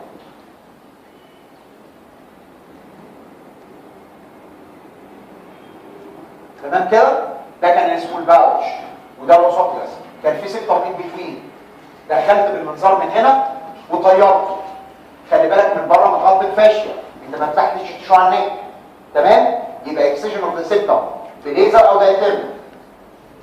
دكتور السيرجيكال بقى، يا دكتور مش الاسفنكتر دي قفشه، الاسفنكتر دي قفشه، ادخل القاعه، ما هي استك، ادخل القاعه من غير ما تعور الميوكوزا اللي جوه بتاع الفارس، تمام. قطعتها راحت مهويه. هتقول لي هيجي جاستريك جوس وجرش، ماشي، ما انت هتديله انت اسيد بقى وحاجات من دي معايا. كريكوفارنجيال مايوتومي، كريكوفارنجيال مايوتومي اهي، بص العمليه اهي، ما هي دي كريكوفارنجياس ودي ثيروفارنجياس اهي، قطعتها فالفايبرز بعدت عن بعض، تمام كده. يبقى ده كريكوفارنجيال مايوتومي. طيب دكتور ده لو كان الباوتش صغير. اما لو الباوتش كبير زي ده، ادخل شيل الباوتش واعمل له كريكو فارنجيال مايوفوت وبريفنت ريكارنس. بمعنى اهي شيل الباوتش ده، هتقطع من هنا وتريبير. شلت ده هيرجع تاني لان في سبازم هنا، اعمل له كريكو فارنجيال مايوفوت وبريفنت ريكارنس. قول سؤال من اللي عايز يسال. هو مش السفيجة المفروض for solids بس؟ يعني mostly for solids. مور فور سوليدز لكن مش سوليدز بس. طب الباريوم ليه بيبقى داخل على الباوتش بس؟ لا داخل على الباوتش والاسوفجاس بس الباوتش اسهل، ما هي السكه سباستيك، لكن هيرسم كله. طب ما دخل على الباقي اهو، ما الاسوفجاس اهو بس دخل اقل، لكن هنا اكتر لان في الحش هنا السفنكتر معايا.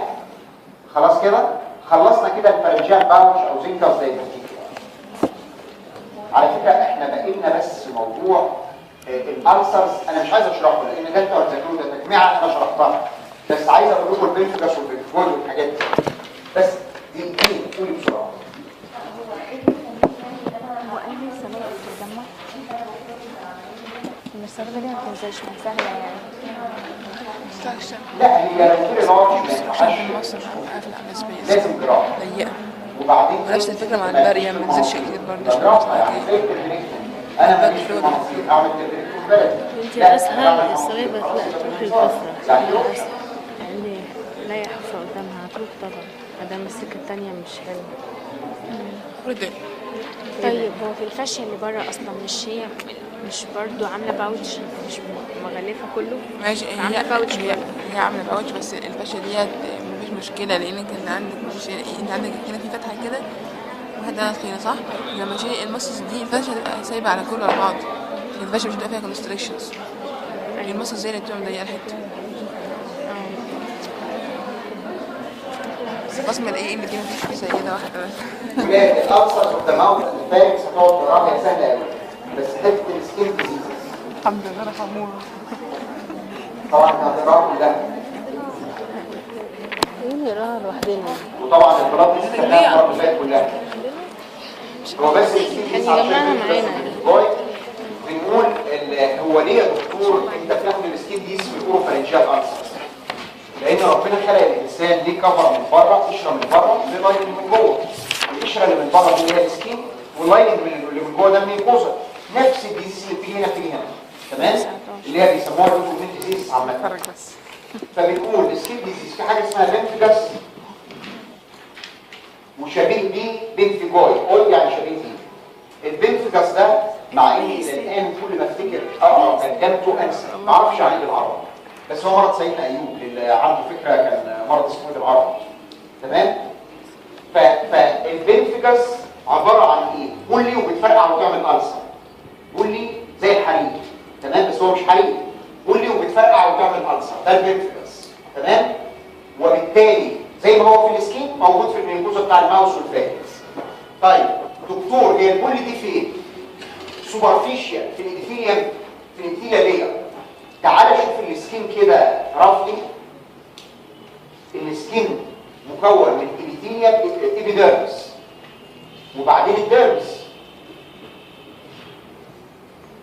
تمام؟ البولي حصلت هنا،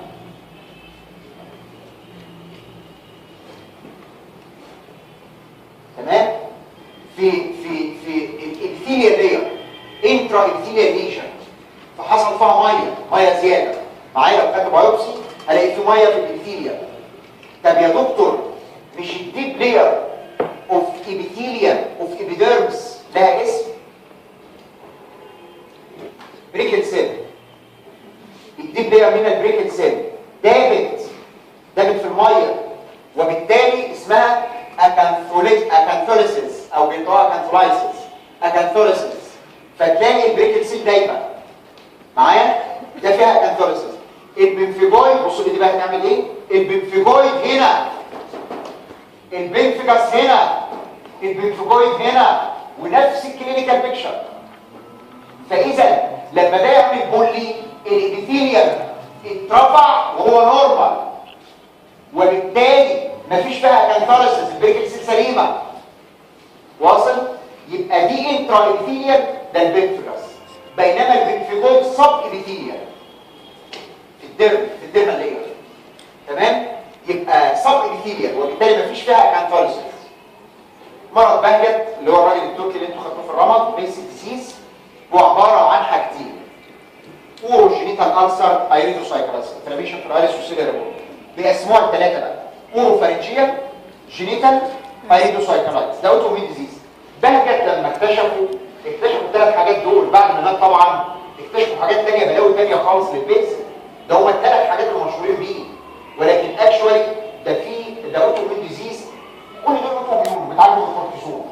في كذا حاجه منهم بالنسبه يهمنا احنا: السنسوري نيورال نيرجلوس ده سندروم، تمام؟ الكتروما ديزيز ده سندروم كاركتر معينه، تمام؟